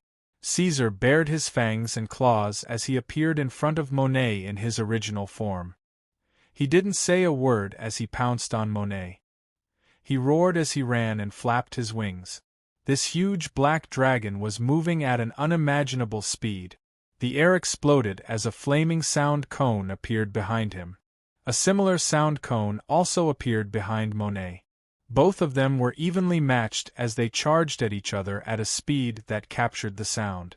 The air between the two of them was compressed to the limit. Gales of 500 miles per hour swept across the entire mountain range. Amidst the thunderous sonic booms, the two of them collided with flesh and blood. In a situation where their speeds were equal, Monet, who was bigger and heavier, had the obvious advantage. He let out a sound like a tsunami and used his huge kinetic energy to push the black dragon back. His huge body was gliding close to the ground. Under the colorful dragon wings, there were gales, flames, thunder, and sand flying everywhere. Monet kept pushing Caesar to the top of the cliff. The cliff also cracked and collapsed due to the impact. The monster raised its 9 heads and roared towards the sky. It attacked Caesar like a giant whale attacking an eel. Just the waves it stirred up could turn the opponent into ashes. However, this eel wasn't that weak. Its body contained extraordinary power. Monet suddenly lowered his body. He didn't kneel down. This monster that was close to God wouldn't kneel down like any other living creature. However, the sudden pressure made him bend down. His head that was baring its fangs and brandishing its claws also bent down a little. Order, royalty. A cold voice came from inside the mountain. Caesar leaped into the air like a ghost, nimbly climbed onto Monet's back, and broke the bones of Monet's wings. Monet's wings, which were as big as a mountain, slowly drooped down. Monet was like a volcano that was erupting blood. Boiling blood gushed out from his wounds, and soon after, the blood boiled and turned into red-hot steam. Monet roared as he waved his long tail that was made of bones. This was the ugliest part of his body, but it was still a very powerful weapon. The long tail twisted like a python. The bone spurs on the edge of the tail were glowing white like blades. They blindly pierced towards the black dragon on his back, forcing Caesar to leave his body. Roar. It roared madly with bloodshot eyes and a ferocious expression on its face. Although its injuries could rapidly heal, The blow to its spirit and belief wouldn't be so easily erased. It was injured by an attack from a mortal in the material plane, and its opponent was a dragon that it hated the most. Useless idiot, without the protection of a god, do you think you can survive? A huge claw cut through the air and slapped toward Caesar, but it was dodged. The dark green poisonous mist spurted out of Monet's mouth like a tsunami, melting through the space itself. Caesar's psionic defense only lasted for a few seconds before it collapsed. When his body came into contact with the poisonous mist, it was like a piece of cold ice being immersed in boiling oil. The powerful energy of different types clashed violently. Hundreds of tiny wounds were torn on the black dragon's body. Dark golden blood gushed out of his body uncontrollably. Caesar frowned. This feeling was not pleasant. It was as if countless sharp swords were entering and exiting every part of his body. He increased his speed, wanting to escape the area covered by this poisonous substance. What was even more frightening was that Monet had already blocked his only escape route. The huge monster stretched out its sharp claws and grabbed the black dragon's body, restricting his movements. Monet's ferocious expression disappeared without a trace. Only a cold smile was left. Its sharp claws suddenly tightened and it said proudly, "You're finished, mortal." Caesar smiled. Who's finished? Behind Monet, endless raging flames rose from the ground and pressed against the blue dome of heaven. It was like an unparalleled tsunami that blotted out the sky and covered the earth. However, this tsunami was red in color, and every wave was a jumping, raging flame. The waves burned the hills and destroyed the mountains. With a force of thousands of tons, they slapped Monet's body heavily, pushing it into the air. It had no choice but to let go of the black dragon in its claws. It roared angrily and painfully in the midst of the raging flames. The flames bypassed Caesar. Demon monarch Asliers appeared from the sea of flames. "Can you do it? What do you think?" Caesar asked. "Why are you so slow?" "I should ask you. You threw me aside with a clang. How am I supposed to know what you're going to do? You started fighting as soon as you went up. I thought you were confident enough to win." Asliers grumbled unhappily. "I didn't even have time to introduce myself. Lord of the Abyss." Monet stood up again and stared at him. "That's right." Asliers nodded. "I'm a supernatural being from the upper realm. I'm the Lord of the 601st floor of the Abyss, the Infernal Monarch, the Lord of the Flames." Aslier, before he could finish his sentence, Monet had already begun to inhale deeply. All 9 of its heads opened their mouths, and a huge amount of gas was sucked into its stomach. Its movements were so violent that it formed tornadoes one after another. The flames of the Infernal Monarch flickered and were extinguished by the tornadoes. "Do you remember how the Dragon God and Dragon Queen disappeared?" Caesar looked at him from the corner of his eyes. "Of course I do," Asliers said, squinting his eyes. Power roared and surged in his elemental body. "This damned bastard. He didn't even listen to me." Caesar also began to inhale. He did not need to take in a large amount of gas.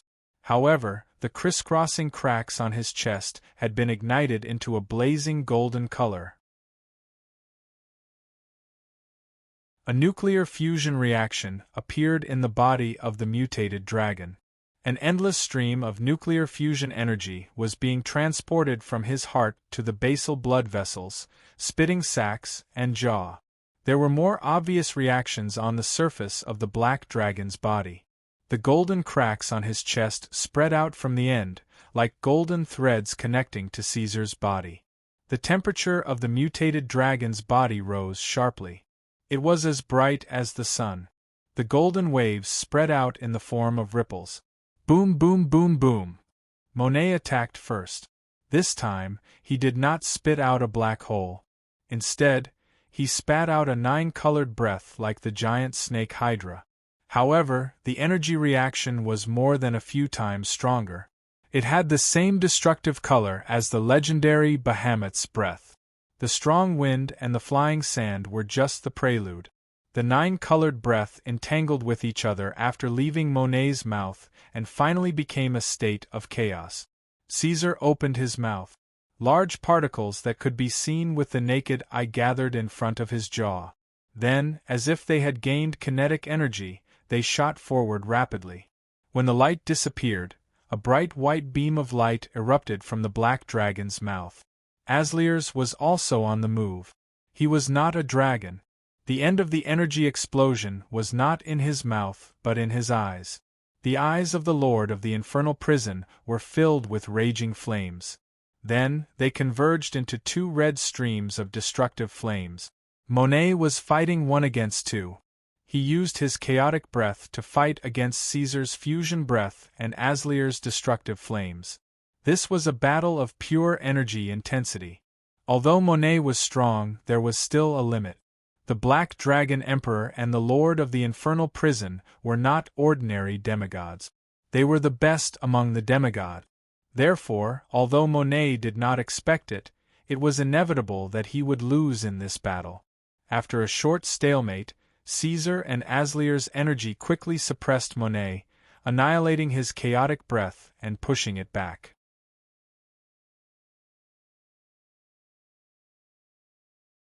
Chapter 461. The 9-colored breath resisted for a few seconds before collapsing.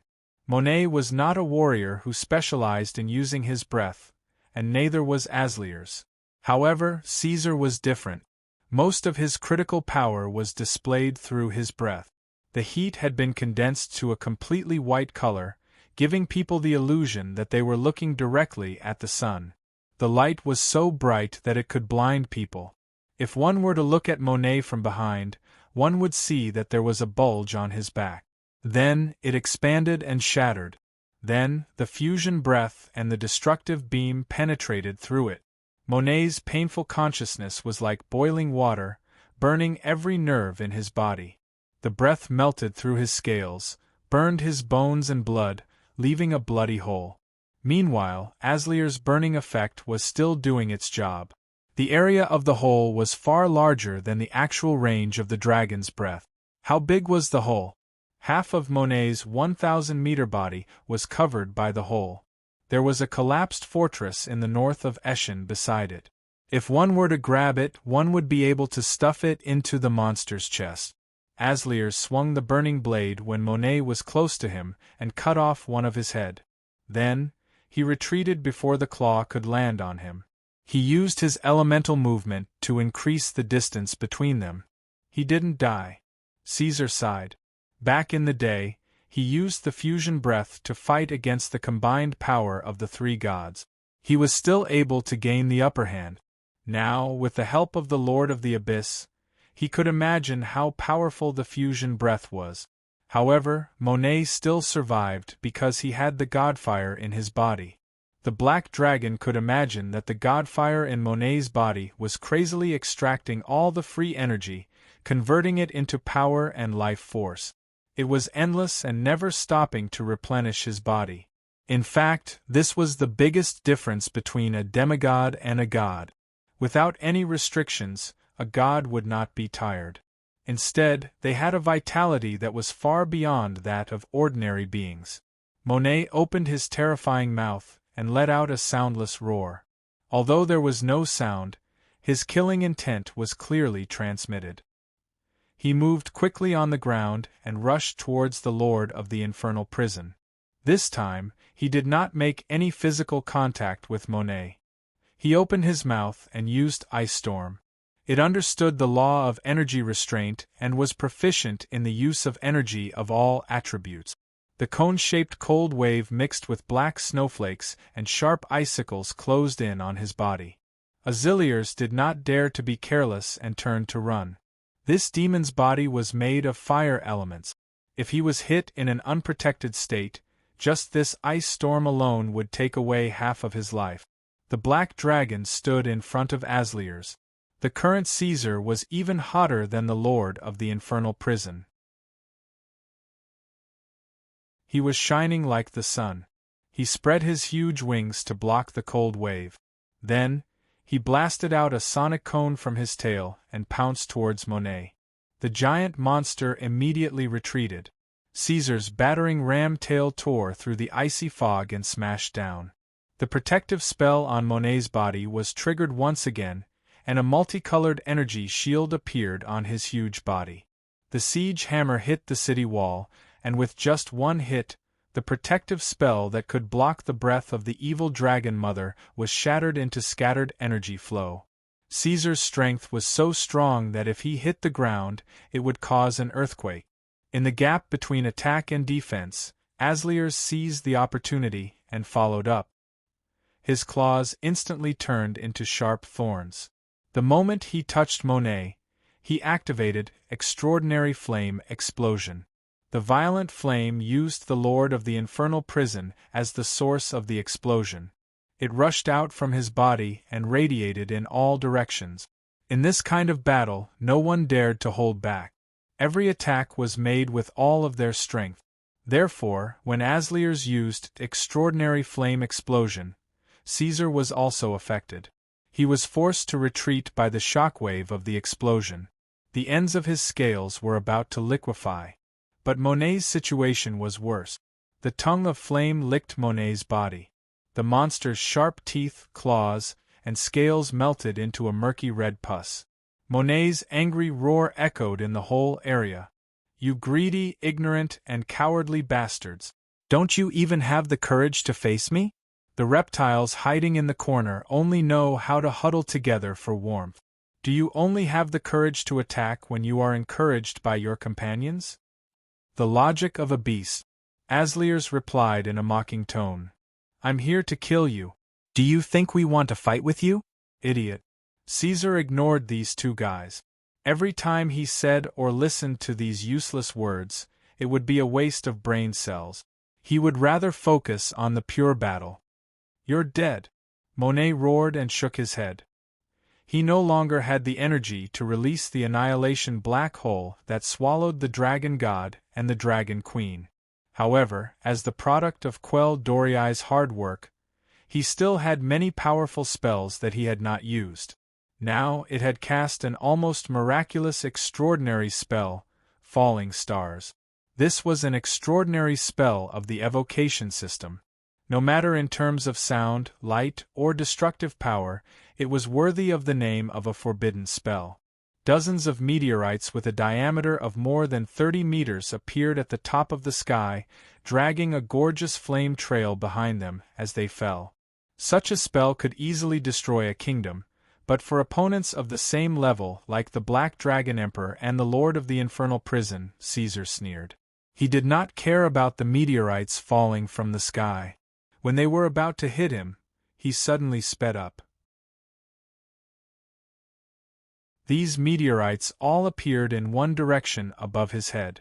Although they could lock onto the target, the gap between them was enough for a life form like Caesar, who was known for his speed, to move around. He easily left the attack range of the meteorite. Asliers was even more relaxed. These meteorites could not touch him. The Lord of the Infernal Prison only needed to use elemental incarnation to immediately become immune to the effects and become the natural enemy of evocation spells. Monet flew into a rage. Wave after wave of meteors fell from the sky under his summons. The powerful characteristic of the god's fire allowed him to reduce the casting time to the minimum, allowing him to use high-level spells more frequently. This time, this guy was much smarter. More than 10 meteors surrounded him from all directions, leaving no room for him to dodge. Your spells are much weaker than your claws and teeth. No matter how many meteorites there were, they could not hurt Caesar.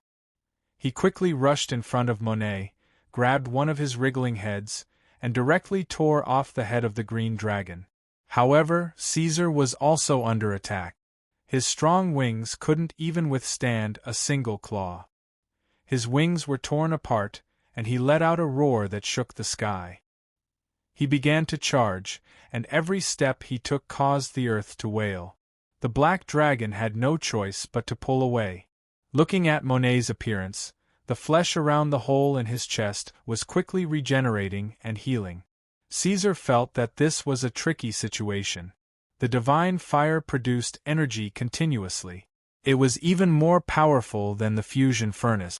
Not only would the injuries of the heavily injured giant monster not worsen, but it would also heal faster. To kill such a monster was not much easier than dealing with abominations and evil creatures. One had to continuously use powerful attacks to disintegrate the body, tear the soul, and strip the divine fire. If he could not kill it for a long time, even the black dragon would quickly weaken, let alone Asliers, who was rejected by the material plane. Break it down. Asliers came to his side and said to Caesar, use powerful attacks to destroy it once and for all, or break every scale, every piece of flesh, and every bone in a short time. You have to be fast. This is the only way to kill this monster.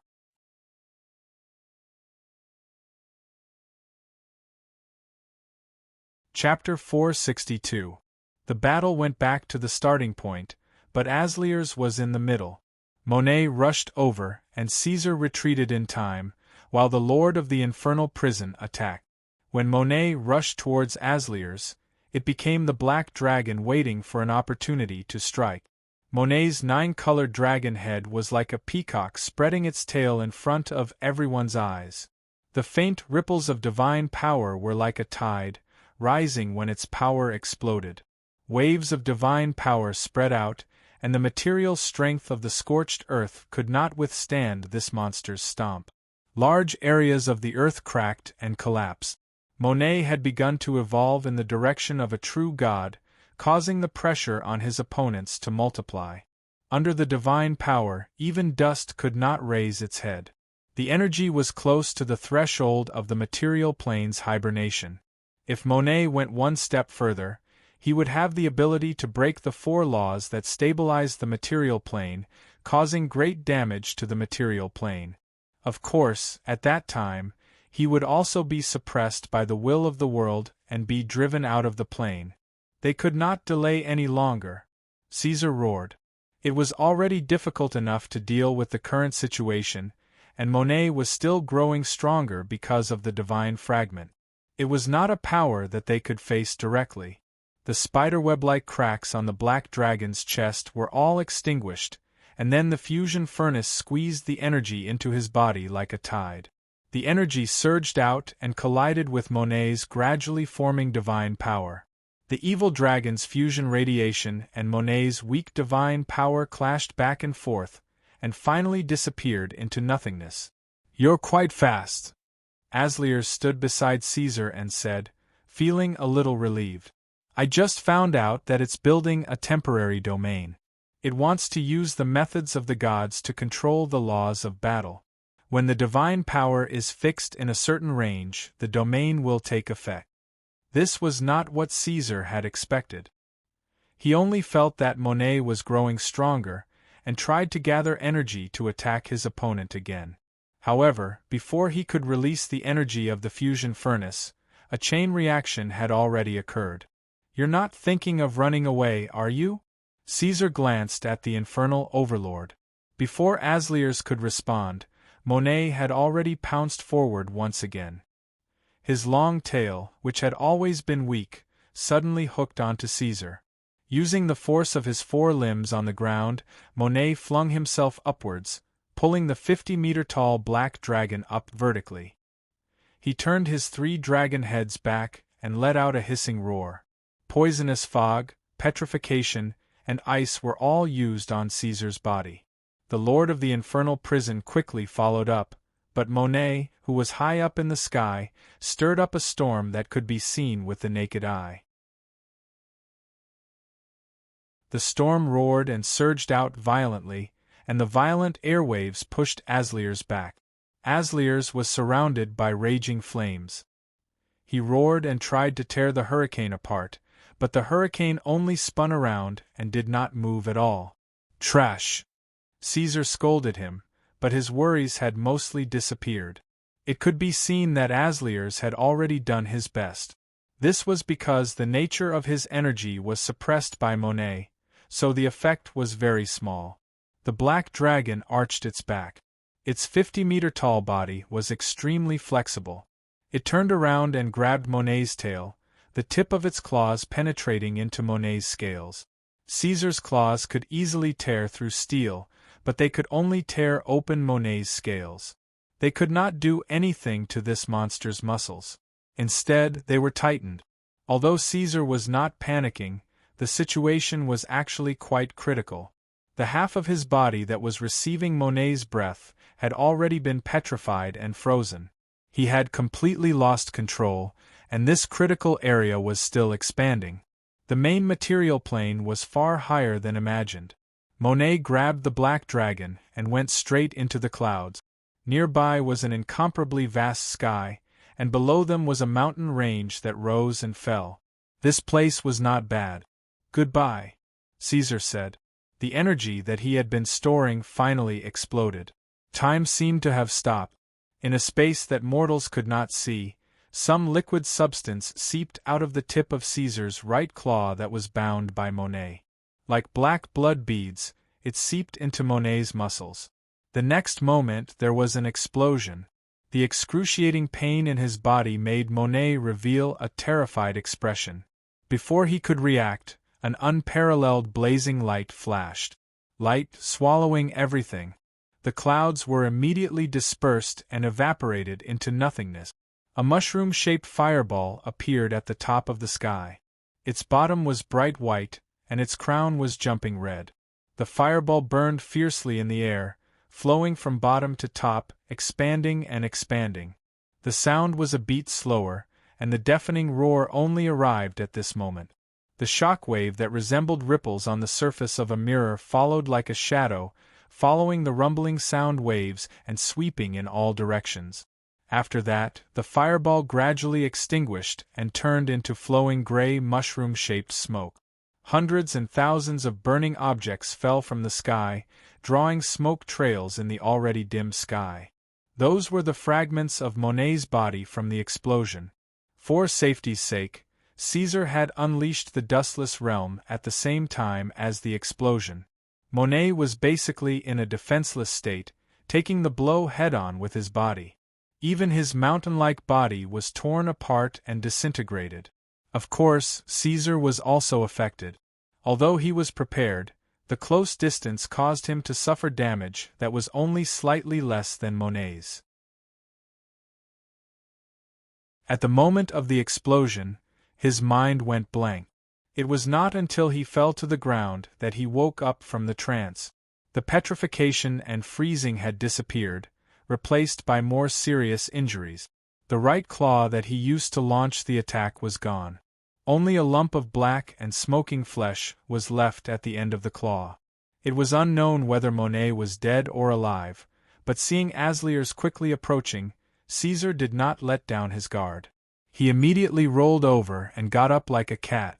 At the same time, he adjusted his body and used the stress hormone to accelerate regeneration. A miracle! Asliers looked at Caesar in amazement. He was not stingy with his praise. This kind of energy explosion has reached the threshold of a demigod. It's quite incredible. Evil dragon, you are stronger than I thought. How did you do it? Caesar looked ahead coldly. This time, he had exposed too much. He was in a bad mood. What was worse was that Monet was not dead. Monet, who was covered in wounds, walked out of the flames step by step. The 9 heads that looked like a peacock spreading its tail were now reduced to 4, and all of them were injured. For example, half of the golden dragon's face was burned and bleeding. However, the monster was still as fierce as ever. "Dragon, I will tear off your wings, break your brittle bones, and squeeze your eyeballs out of your head." Caesar rarely used the combat ability assessment device. The assessment results showed that although Monet was severely injured, his combat ability was not affected too much. It was still around 10,000. How was he going to fight? He can't hold on for much longer. Just as Caesar was hesitating, Asliers came to his side and looked at Monet seriously. "Evil dragon, do you still have the strength to stand up?"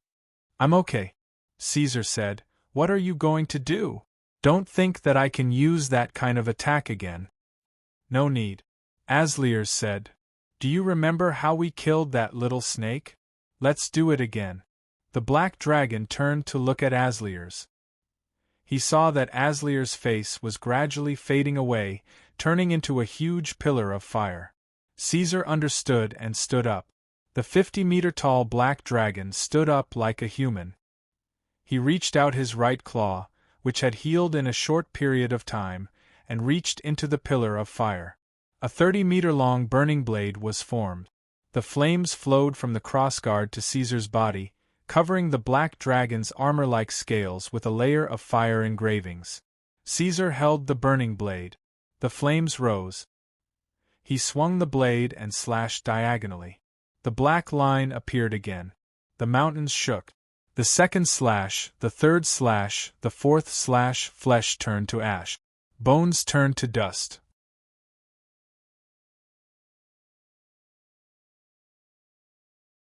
Chapter 463. When Caesar stopped, the absolute clamor turned into absolute silence. It was so quiet that it sent chills down one's spine. Monet fell heavily to the ground. His dismembered body was scattered all over the place like a small mountain. Blood flowed like a river on the ground. The whole area was filled with a nauseating stench. It was the smell of bones, blood, and minced meat. The northern border of Eschen was collapsing. This small central area had to bear the power that it couldn't bear. The space was distorted, the ground was cracked, and the wind was blowing. Iradia's will of the realm began to work. It wanted to clean up this area. Everything was quickly disintegrated under the different rules of the past. The army, monsters, and the sound of fighting was very far away. There was no life left in this area. The only two living creatures were Caesar and Asliers. Caesar panted and released his claws. White smoke came out of his nostrils. He bent his hind legs and sat down. He looked at the doomsday-like scene in front of him without saying a word. This guy is finally dead. I never thought that I would have to fight side by side with an evil dragon from the material plane. But now it seems that the result is not bad. Asliers returned to his human form in the burning flames. Do you think that the two of us worked so hard to kill Monet? This guy wanted to destroy the world. We killed him. In a sense, we saved the world, right? Unbelievable? Caesar's voice was hoarse. I'm the demon you speak of, Asliers said. As soon as he finished speaking, Monet's body, which was full of death aura, suddenly flowed with a hazy golden light. It was as if a gold-like material had seeped into his body. In his head, the golden light spots became brighter and brighter. Finally, they gathered together and merged into a shining mass that slowly rose up. Divine fire. Evil dragon, I risked being attacked by the gods to fight this monster with you. You have to remember what you promised me. Asliers looked at the divine fire and said softly. Half of the divine fire. Is it enough to fill your stomach? Caesar said. Asliers didn't reply. He turned around and stared at the black dragon. Caesar's body was recovering quickly. The incredible healing process was going on. His blood was flowing faster, his heart rate was increasing, and the broken scales and torn muscles were growing again. Even the broken bones that were inserted into his organs were being pulled out by his strong muscles and moved back to their correct positions. The broken bones were connected like steel. The infernal hell monarch was silent for a while. He thought for a while and said, "All right." After they separated, Caesar went back to the Black Wing Palace to visit Luna. He immediately rushed to the underground of the Green Field Dragon's nest and the Radiation Dragon's secret incubation base. The lush forest had been covered with a thin layer of gauze. Nature's self-recovery ability was working hard to erase the traces left by humans, making this area even more undetectable. The Black Dragon's actual situation was worse. His strength and energy had reached the lowest point in history. Even he couldn't completely recover from many injuries in a short period of time. However, in front of the Devil King, Caesar couldn't show any signs of weakness. He had to force himself to look like he still had energy left. Asliers must have guessed this, but it seemed that the Devil King had considered the risks and didn't make any further attempts. The most effective way to recover for a true dragon was to fall asleep. It was the same for Caesar, who was a mutated dragon. His psionic energy had been exhausted, and his brain was in a state of extreme fatigue.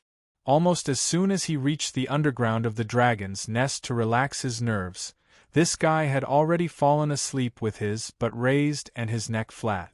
A long time ago, Caesar could enter the dark space at will. However, for some reason, he hadn't received a new achievement trophy for a long time after the last time. However, the Black Dragon was already mentally prepared at the beginning. After going through the initial process of anxiety, doubt, and disappointment, he gradually put down matters related to the Black Dream and focused on studying psionic energy to run the empire. He no longer put his attention on the goal of fighting for the Black Dream's achievement reward. He didn't know if it was because he had swallowed half of the divine fire, but the Black Dream that had been silent for a long time finally showed signs of improvement. After Caesar fell asleep, it took the initiative to pull his consciousness into the space. This place was still an endless darkness, but there were other movements. War drums, the clashing of swords, cheers, and angry roars constantly came from all directions, leaving Caesar confused. Further away, he could vaguely see the traces of a giant display cabinet and a panoramic thumbnail of the Blackwing Empire. When Caesar came to the end, he first glanced at the panoramic thumbnail, and his pupils couldn't help but shrink. He could see this thumbnail that looked like a sand table every time he entered the dark space. However, this time was different. Other than a scaled statue of him standing on the towering palace, there were also many models of creatures in the sand table. For example, there were radiation dragons floating and spreading their wings in various places, orcs wearing armor and holding weapons, demon hounds howling with their heads raised, and humans in black robes, and so on. This was something that had never happened before. At the edge of the sand table, there was a small puddle that looked like the sea, and there were also many toy-like pocket-sized boats anchored. Caesar took in all of this.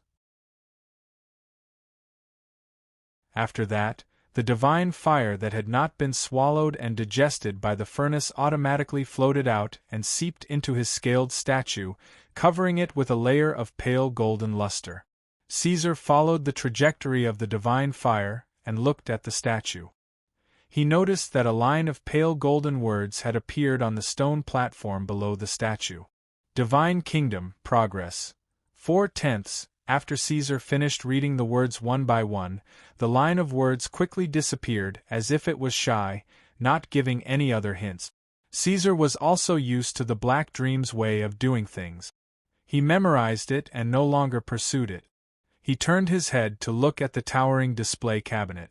Mighty Abyss Prison, at this point, your reputation has accumulated to the peak.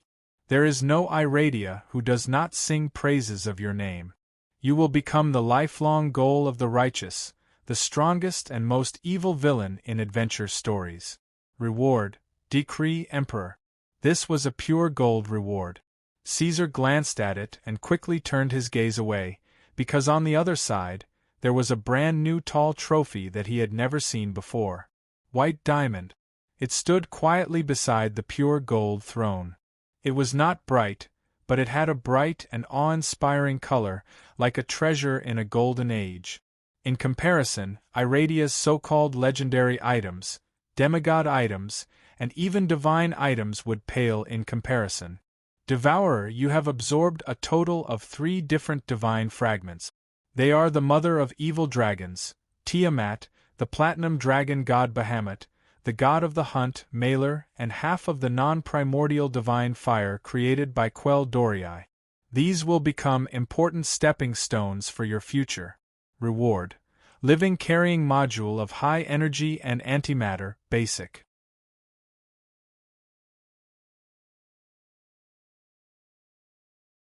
Chapter 464. Where are they from? Shira asked curiously as she leaned against the window in her dormitory, looking at the dozens of children walking past. She was one of the second batch of children brought to the north when the Blackwing Empire Academy was first established. She had been in the academy for some time now. Although the academy had not been established for long, the students came from all over Iradia. She had seen white-skinned, blue-eyed children from the trading city-states, gray-haired and brown-eyed children from the riverlands, blonde-haired children from the empire on which the sun never sets, and even dwarves from the marshlands and barbarians from the summer islands. But she had never seen these different children before. Shira was known as a trading slave in the academy. Although she had not received a good education, her life as a slave in the trading city-states had made her smarter. Although she could not understand why the academy and the teachers were doing all this, she would subconsciously work hard to complete the school hours and study requirements. So, after a few exams, she successfully became a senior student. In comparison, many children older than her were still in the lower grades. Shira's roommate, a 14-year-old girl named Sanyal Devi, closed her book and came to the window to glance at the new students. Her status was completely different from Shira's. Her father was a Blackwing Baron from Fae, but for some reason, her father had taken the initiative to send his 2 sons and 1 daughter to the Imperial Academy. Even though she was young, she was still a senior student. Sanyal Devi squinted and looked at the dark-skinned and dark-eyed children's clothes that did not fit them well. Maybe they are children from the east? After saying that, she turned around and looked at her other roommate in the dormitory. Noreen, have you seen someone like this before? Noreen, who came from a better family than Sanyal, came to the window expressionlessly. No, she said. After that, Noreen Wyant glanced coldly at Sherial Davy. But I know where they are from. Didn't Lord Davy mention anything about Vilost? Vilost? My father would never tell me that. Sanyal's eyes widened. He wouldn't? Noreen thought for a moment and continued. The barbaric and rude Vilost rejected contact with civilization and took the initiative to wage war against the sojourners sent by the Empire to the New World. That's what my father said. I think these are all defeated captives. His Majesty the Emperor is merciful and gave these slaves a chance to be reborn. That's how it is. Sholi pursed her lips and looked at her last roommate in the corner who had been silent all this while. From now on, trade slaves are no longer the students with the lowest status in the academy. The girl was curled up in a corner reading a book. She didn't participate in their discussion and only turned her body when she heard them. Shira's expression was a little awkward. Although they were in the same dormitory, Noreen Wyant and Sholi Davy, who were nobles, had nothing in common with Sheila and another girl who came from the slave trade. Their status and experience were worlds apart. Perhaps before entering the academy, Noreen and Sholi had already received a good education and did not have to worry about food and clothing, but a child like Sheila, who was born a slave, thought about how to survive every day. In Iradia's environment, without Emperor Caesar and the Blackwing Empire, it would be extremely difficult for these children to live in the same room, sit in the same classroom, or even appear in the same area. Try not to say these things. After hearing this, Noreen reminded her expressionlessly. Everyone doesn't like to hear this. You know, Sholi. She wasn't referring to the students, but the teachers and other nobles. I'm so sorry. Sholi quickly apologized to Shira and the other girl. Sholi was born a noble, but her father's title wasn't inherited. It was obtained by pledging loyalty to the new empire. Her family had also lived in a harsh environment, so she could talk to children of other classes. Although she didn't think through her words, she would sincerely apologize after she did something wrong. In comparison, Shira preferred Sholi. Noreen always had the aura of those unapproachable people she had seen before. I wonder what will happen to the Velostian natives after they arrive at the academy. Sholi sighed and changed the topic. Noreen, who had always been reclusive and quiet, saw her frown and realized what Sholi was thinking. She gave a rare smile. What are you worried about? This is the Imperial Academy. No one can mess around here. God knows how different the natives of Velostian are from us. Sholi looked panicked. I don't want to be in the same place as them. I heard that the natives of Velostian are the most barbaric and difficult to communicate with. They actually eat people alive like wild beasts. Even the Blackwing clan doesn't, Sholi, Noreen said heavily. The Blackwing clan is the protector of the Empire. Even my father has to address them as milords. You've said enough today. Don't say any more. The reason Sholi knew about these rumors was that Emperor Caesar's plans to conquer the seas had met with obstacles. The voyage fleet was fighting against the natives near the coast of Velostian. The Empire was trying to draw support from the populace to alleviate the economic pressure, so it was spreading propaganda. To allow more travelers to enter Velostian, the voyage fleet had to control the estuary at the east of Velostian and build a port near the coast where large ships could dock. The Blackwing Empire also planned to build military bases and supply points on the islands near the coast of Velostian. In Velostian, where magic was powerless, it was no doubt a huge project. However, when the fleet landed on Velostian for the second time, the natives seemed to have realized something. They banded together and took the initiative to attack the Blackwing Empire's voyage fleet. The war for resources broke out just like that. It had been going on for 2 whole years now. Even the populace could hear about the war in the forsaken land of the gods from time to time. The dark-skinned, dark-eyed foreign children that Sheila and the rest saw were indeed captives brought back from Velostian. The voyage fleet fought against the natives near the coast and conquered more than one tribe. Those who resisted stubbornly were all killed by the Blackshirt army. The captives who were temporarily submissive were brought back by the voyage fleet in batches to be used as labor. The children were a bonus. Caesar's Imperial Academy didn't only focus on theoretical knowledge. Apart from nurturing professionals, one of the purposes of the Academy was to nurture talents for the Empire's forces. Hence, personal potential and growth were also important tests. Black Dragon had his eyes on the Velostian natives' excellent physiques and intended to nurture them from the moment they were children. On the other hand, the war in Velostian had caused quite a bit of trouble for the Empire. Fighting across the seas was something that required a lot of time, effort, and money. The main problem was that up until now, the War Statistics Department hadn't given the exact number of tribes and natives in Velostian. The Blackwing Empire was forced into a quagmire of war. In just 2 years, the voyage fleet had engaged in tens of thousands of battles in Velostian. Even with the constant reports of victory, the Empire still hadn't gained full control of the Velostian coast.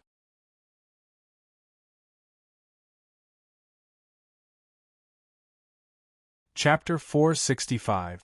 When Caesar woke up, his body swayed slightly, and it was not until the second time that he completely stood up in the underground palace. Black Dragon narrowed his cobweb-like eyes, silently sensing the degree of repair of the bio-boost armor, the state of energy circulation of the furnace core, and the reaction of his adaptive muscles. Unexpectedly, after absorbing Black Dream's reward, not only did he not become stronger, he became much weaker.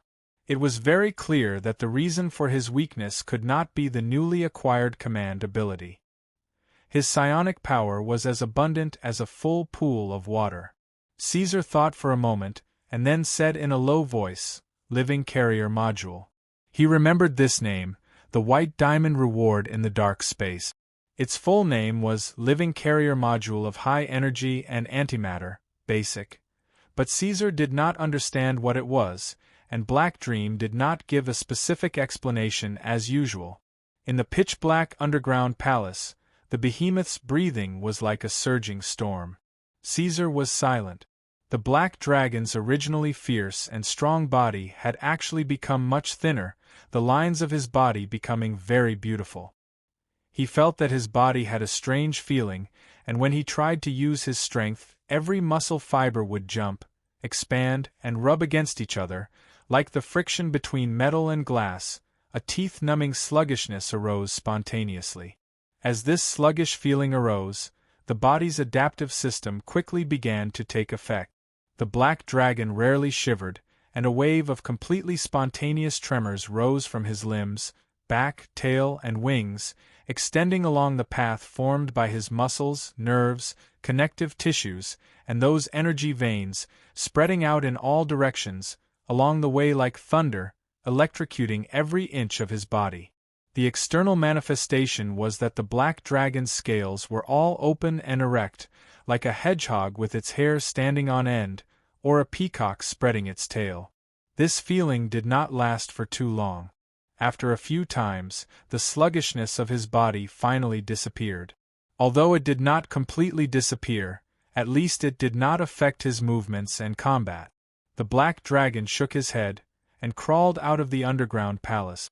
The afternoon sun was just right, and the pillar-like beams of light passed through the dense shadows of the trees, falling off the behemoth's dark scales, leaving mottled spots of light. The bio-boost armor was still strong and fierce, but at the end where ordinary people could not see, a few cracks were spreading, difficult to heal and irreparable. Caesar noticed this, looked, and once again felt the state of his body. He realized that this was not a scar caused by external forces, but an external manifestation that the bio-boost armor could no longer match the current body. The black dragon had realized this a long time ago.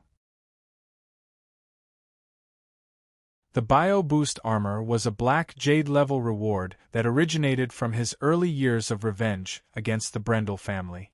Many years had passed since then, and Caesar's body and strength continued to grow. Although the bio-boost armor could draw energy from the fusion furnace to make minor adjustments, it ultimately did not have the ability to adapt. When the white diamond reward-bearing module appeared, it adjusted some of Caesar's body composition, but it also had a rejection reaction with the relatively backward bio-boost armor. In fact, losing the bio-boost armor was not a fatal thing. In addition to providing defensive capabilities, the most important function of the bio-boost armor was that it could use the propulsion device to allow Caesar to fly successfully. But now that the black dragon had become a psionic black dragon, soaring in the sky was not a problem for him. However, Caesar himself did not want to lose this armor. He made a note of this matter, thinking about the replacement and upgrade of the armor as he returned to the Blackwing Palace. How long has she been like this? At around 2 o'clock in the afternoon, Caesar looked at Luna, who had fallen into a deep sleep, silently retreated to close the vine-woven door, and turned his head to ask. 10 days. The four-winged red dragon Tia, who was summoned and responsible for accompanying the little one during this period, said, "The fairies will fall into a deep sleep when giving birth, usually lasting 1 to 3 days. We have asked the fairies of the elven forest, and in the history of the forest fairies, there is indeed no case of a queen sleeping for such a long time during labor, but this should be caused by the newborn. The queen's vital signs are fine, and her parents are also at ease. They have been coming over from time to time these few days." Caesar nodded and did not speak. He sat outside Luna's house for a long time until he saw her mother, Madame Belanois, come over. After chatting for a while about Luna's situation, he had nothing to say and left the inner room in embarrassment. "What's the situation in Blackrock Mountain?" he asked Hogg in the main hall of the palace. This was a question that Caesar was more concerned about. He had obtained the body module because of the half of the Godfire and the Shard of Divinity, and the Lord of the Infernal Prison must have also obtained something. After Asliers left Blackrock Mountain, these demons quickly became restless, leading to some local conflict. Some powerful Baylor demons even broke through the defense of the Dragonkin army and attacked Blackrock Town, but they were all eliminated in the end. Hogg said, when the Balrog King returned, these demons immediately disappeared, completely burrowing into the depths of Blackrock Mountain. Our scouts were unable to detect the situation inside, but the spellcasters observed several powerful energy reactions in the Theron area, all originating from Blackrock Mountain. Caesar's face darkened. This is not good news. That guy is digesting the Godfire. It was difficult to know the details of the Chaos Demons. Even the Black Dragon Monarch did not know whether he and Asliers were friends or enemies. Two lions might hunt a tiger together, but when the tiger died, the lions would tear each other apart to fight for territory. Hogg nodded solemnly. The other leaders guessed the same, but Leader Nero took the risk to investigate. Blackrock Mountain is full of magma and magic traps, and the demons run amok. Asliers used that place as a nest. Even if the Empire wanted to do something to him, it would be difficult, unless you personally led the clan there. Caesar pondered for a moment. Let's not think about these things for now. As long as Asliers is honest, we won't touch him. Is there any other news? Hogg continued. The Elven Dukedom sent someone to the Blackwing Court. They said that their king has woken up in Yggdrasil. Do you want to visit him? Send a letter to ask about him. I'll go and take a look after a while. I won't leave the Blackwing Court now. I'll think about everything after Luna wakes up, Caesar said subconsciously. He paused and suddenly glanced at Hogg. You never cared about these things before. Why are you suddenly talking about this? The Black Dragon looked at him strangely. The cruel and cold-blooded Gnoll seemed to have been enlightened. Well, it's to maintain the relationship between the Empire and the Elven Dukedom, Hogg explained. Caesar changed his posture and secretly wondered if Hogg had found the female Gnoll. Then he laughed maliciously and casually said, The development plan of Vylost should have reached the first stage, right? How are the Empire's current situations? On the contrary, our development plan of Vylost has not yet begun. Speaking of this, the Gnoll seemed to lower his head in shame.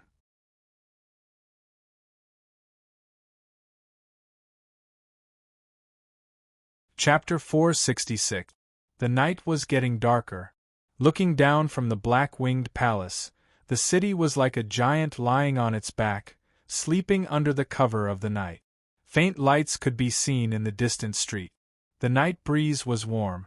Pedestrians could still be seen in this central city of the north at night. A giant beast covered in scales was looking down from the palace. Its eyes, which were as bright as candles, blinked occasionally. I remember when I left the Empire, I asked you to focus on Vilister, Caesar said casually. We encountered resistance. The resistance of the natives of Vilister was stronger than we expected. The First Fleet reported that they were attacked by the natives the moment they landed. Hogg said, I think the first exploration of Vilister made the natives wary. They seemed to have realized something. Even now, the Empire's Grasp fleet is still anchored at sea, tangling with the natives. Caesar turned his head. There's so much resistance? I think it's not impossible. After all, everything related to magic is restricted in that place. So, the Blackshirt army didn't have a stable advantage against the natives. Of course, the Blackshirt human soldiers aren't enough. What about the Blackwing clan? Caesar asked. We still can't open up a multi-sided battlefield. What Hogg said was right. Caesar had gone to Eschen to fight with Monet, bringing away almost half of the Blackwing clan's strength. The remaining half had to be used to protect the royal court's rule over the entire northern world. At the same time, they had to guard against the abyssal demons and other possible enemies in the Blackrock Mountains. Under such circumstances, sending the main force of the Blackwing clan to the other side of the ocean was a risky decision. Without the Black Dragon Emperor's permission, the leaders of the Blackwing clan would not dare to make such a decision. Even Hogg was the same. Caesar didn't reply for a moment. He turned and looked into the distance. After a long while, he asked in a low voice, Hogg, the empire on which the sun never sets hasn't made any new movements in 6 years, right? Yes. After this month, it will be 6 years since Emperor Enrique of the Empire of the Rising Sun announced the otherworldling threat theory. 4 years ago, all the countries south of Iradia cut off all contact with Blackwing. I still remember that, Hogg said. Alien threat theory. Black Dragon sneered. What's the situation in that country now? After the turmoil of the Industrial Revolution, the situation in the unfalling empire is gradually stabilizing. According to our intelligence, their Dawn army will be preparing to withdraw from the dimensional rift soon, Hogg replied. What a pity. That emperor in Rither, whom I've never met, is smarter than I thought. Caesar shook his head. After all, Iradia is still a plane with a huge difference in strength. Such a change can't shake the fundamental rule of the top buildings. Instead, I help them. The words Industrial Revolution were imported from the Black Wings Empire in the northern world, which was directly taken over by the Rising Sun City. The senior management of the Rising Sun City had a one-sided perception and a wrong understanding of the implied meaning. In the actual process of operation, there were ill-considered plans, negligent delays, and occasional corruption. The redistribution of benefits, the exploration and perfection of the new system, the resistance of the conservative nobles, the rise of the new nobles, and the social mobility caused the current situation to become unstable. For this reason, the empire on which the sun never sets had more than once.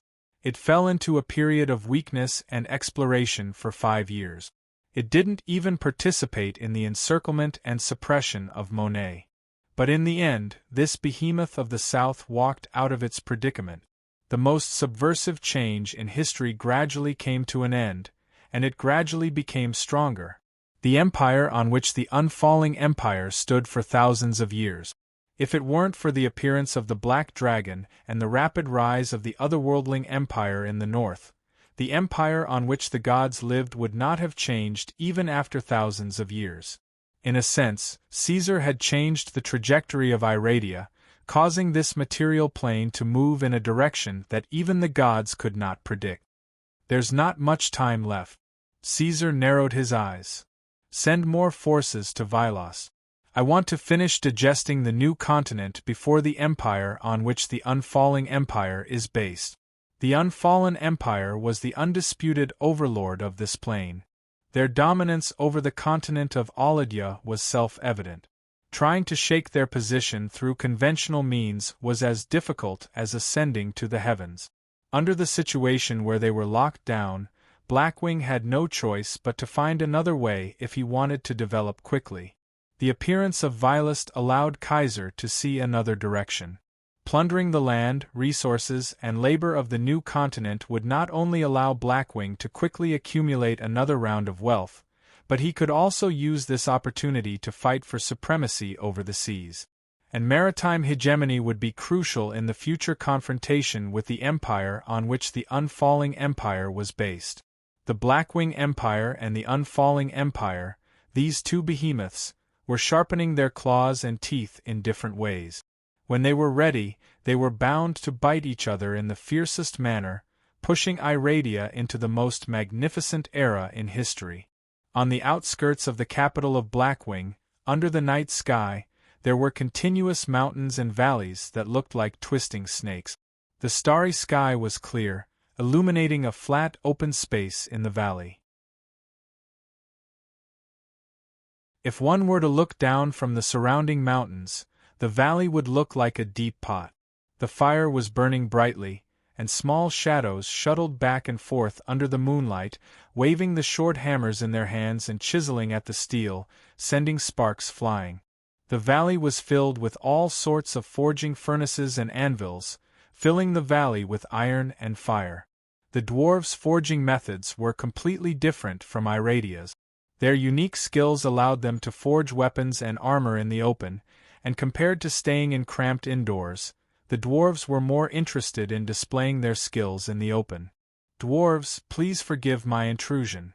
The dwarves of the ambitious clan stopped what they were doing. Ever since they had settled down in this place, very few people had come to disturb them. Other than the need to bow down to the Northern Emperor, the Blackwing Empire's control over the dwarves was not as strict as imagined. The dwarves maintained a high degree of autonomy, and Prince Athos was still their de facto leader. The dwarves all turned sideways. The newcomer was wearing a loose black robe with half a dragon wing embroidered on his shoulder. They had seen similar decorations before. Many of the humans who were not soldiers but worked for the Empire mostly dressed like this. The difference was that the emblem on the shoulder symbolized the difference in status. The highest status of the dwarves was the black robe with such a dragon wing emblem. "Welcome to the territory of the dwarves, friend. We have beer and smoked meat in our house. Would you like to have a drink by the warm fire?" Athos walked out from the crowd with a friendly smile. It was obvious that the ambitious clan had been doing well during this time. A safe and prosperous environment was enough to make them feel satisfied. "King of the ambitious clan, greetings." The black-robed man bowed and then said seriously, "I have come with an order from His Majesty."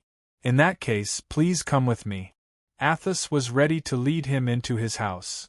"I'd better say it here." The emissary shook his head and said directly, "We all know that the dwarves see it as an honor to complete their own work independently, but this time, His Majesty hopes that the dwarves of the ambitious clan can work together to complete a set of armor." The emissary smiled and continued, "You know, the ambitious clan has not been asked for anything after coming to the Blackwing Empire. This is His Majesty's first request to the dwarves. He hopes that you will not refuse." "This is not difficult." Athos thought for a moment and said strangely, "I think you have misunderstood the dwarves. If we can solve the problem of materials and have enough time, we can easily complete a legendary armor." "No, you have misunderstood," the emissary said with a heavy tone. "Whether it is legendary or not is not important. The point is that this armor is prepared for His Majesty himself."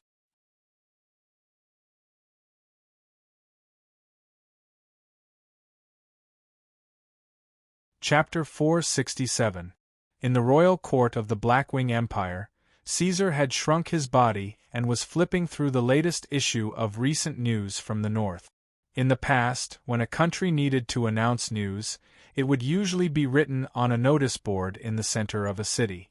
Some private organizations would spread the news by word of mouth through taverns, adventurer guilds, and other forms. However, when the movable type printing technology of the North was put into practice, the Blackwing Empire had begun to gradually adopt these ancient and backward methods of spreading news. Newspapers, this new thing that had never appeared before, were immediately loved and sought after by the people. It spread throughout the north, and even to the south of Iradia outside of the empire. At first, newspapers were only published by the empire, but as the situation became more and more popular, some non-governmental organizations and individuals began to register and publish new newspapers in the Royal Court of the North. However, under the request of the Blackwing Empire's Risk Intelligence Control Department, also known as the Department of Public Opinion and the Department of Truth among the People, the newspapers published in the North always followed two principles. Everything that Emperor Black Dragon made, everything that was said in the North was firmly supported, and everything that was said in the South was vilified. The newspapers described the distorted image of the southern countries, and at the same time, reported in detail on the persecution of the northern citizens by the unfalling empire. For example, the unfalling empire cruelly killed the cute northern cunning rabbit tribe, the Hejian country hunted down the merchants from Blackwing, and so on. The main point of the recent news should be changed for the time being. Caesar stretched out his claw and lightly tapped on the newspaper, calling for a black-robed attendant behind him. Focus on the natives of Vilost on the other side of the sea.